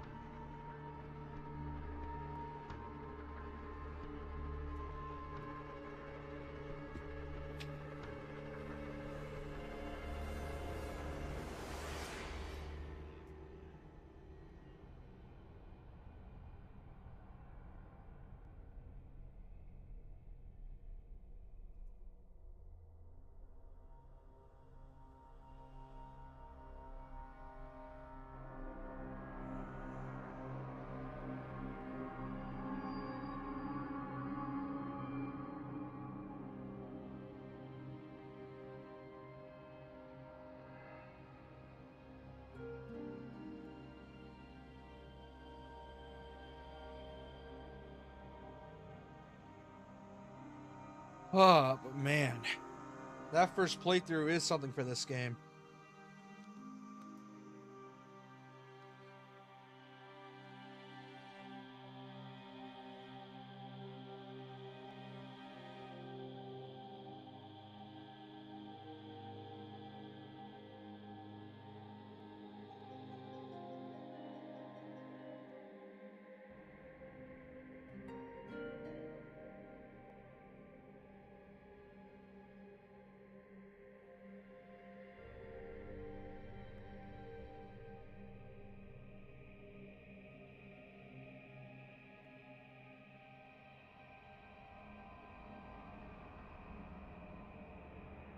Oh man, whoever just joined, we already beat the game, at least for the first run. So sorry for whoever joined.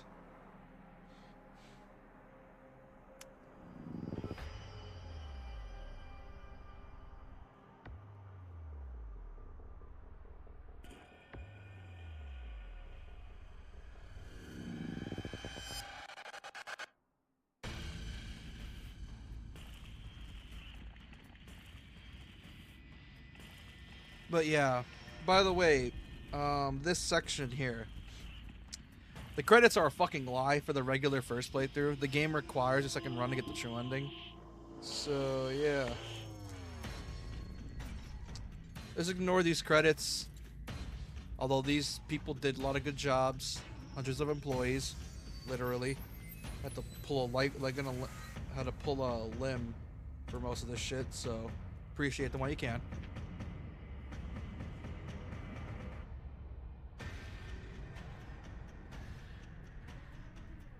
But yeah, that's the first playthrough Resi 2 done, remake specifically.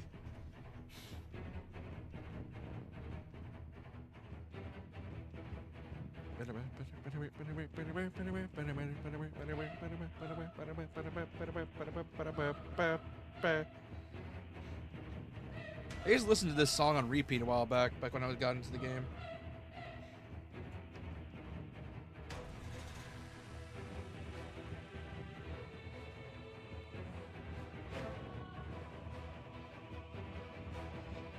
Whew.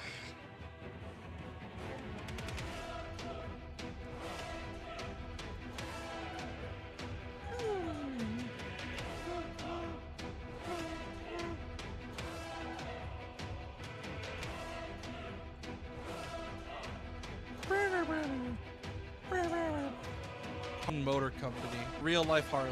Oh, look at that. All the stuff they use in the remake. Okay.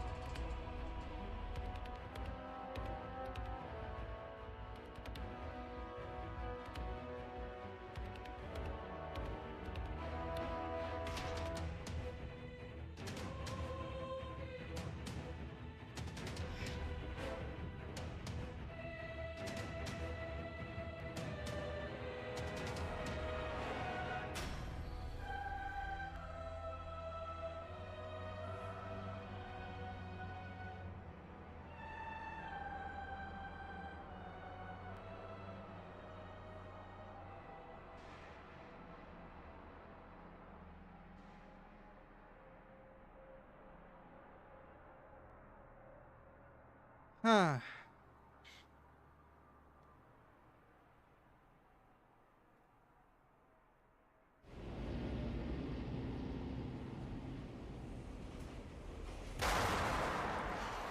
it is. Here's the cliffhanger. Results. Let's see what I got. A B. Of course I got a B. It took 6 hours. Huh. The second run shouldn't take nearly as long. Maybe half or 3/4 of the time. Like maybe 3 to 4 hours. So it shouldn't take as long.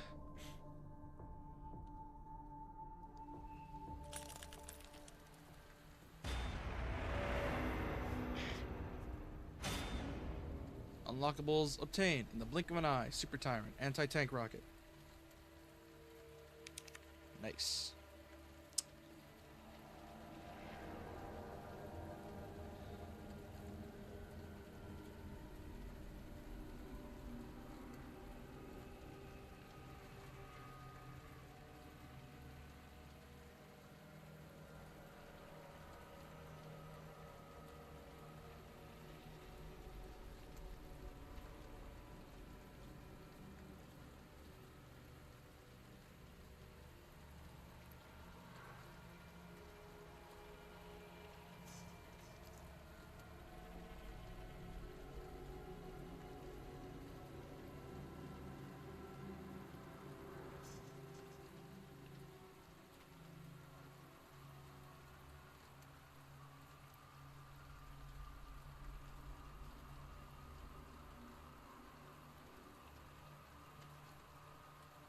But yeah, that's pretty much it. That's the end of the first run. After this, well, we got a second run to go through. But yeah, that's pretty much it for tonight. I'm gonna end it off here. For those that are new, we should subscribe if you like the stream if you enjoyed it, and subscribe if you are new, and leave a like if you enjoy it. And we have a Discord. Go to the channel description; it should be there, and you can go to Discord if you want. Let's see what else. Hopefully next week we can get down with the second run and beat it in like a single stream. Then we can move on to Resi 3 Remake, which, oh god, Resi 3 Remake. I'll probably just marathon that one too, because it's Resi 3 Remake, and then I can get back with the playthrough of RE4 and we'll go where I left off. And let's see what else. I go live every Sunday, Tuesday, Thursday, and Saturday at 8:30 p.m. I was only late today because I was busy and I was showering. And yeah, that's pretty much it. Good night, guys and gals, or whatever you're gonna call yourselves. See y'all next time. Bye bye.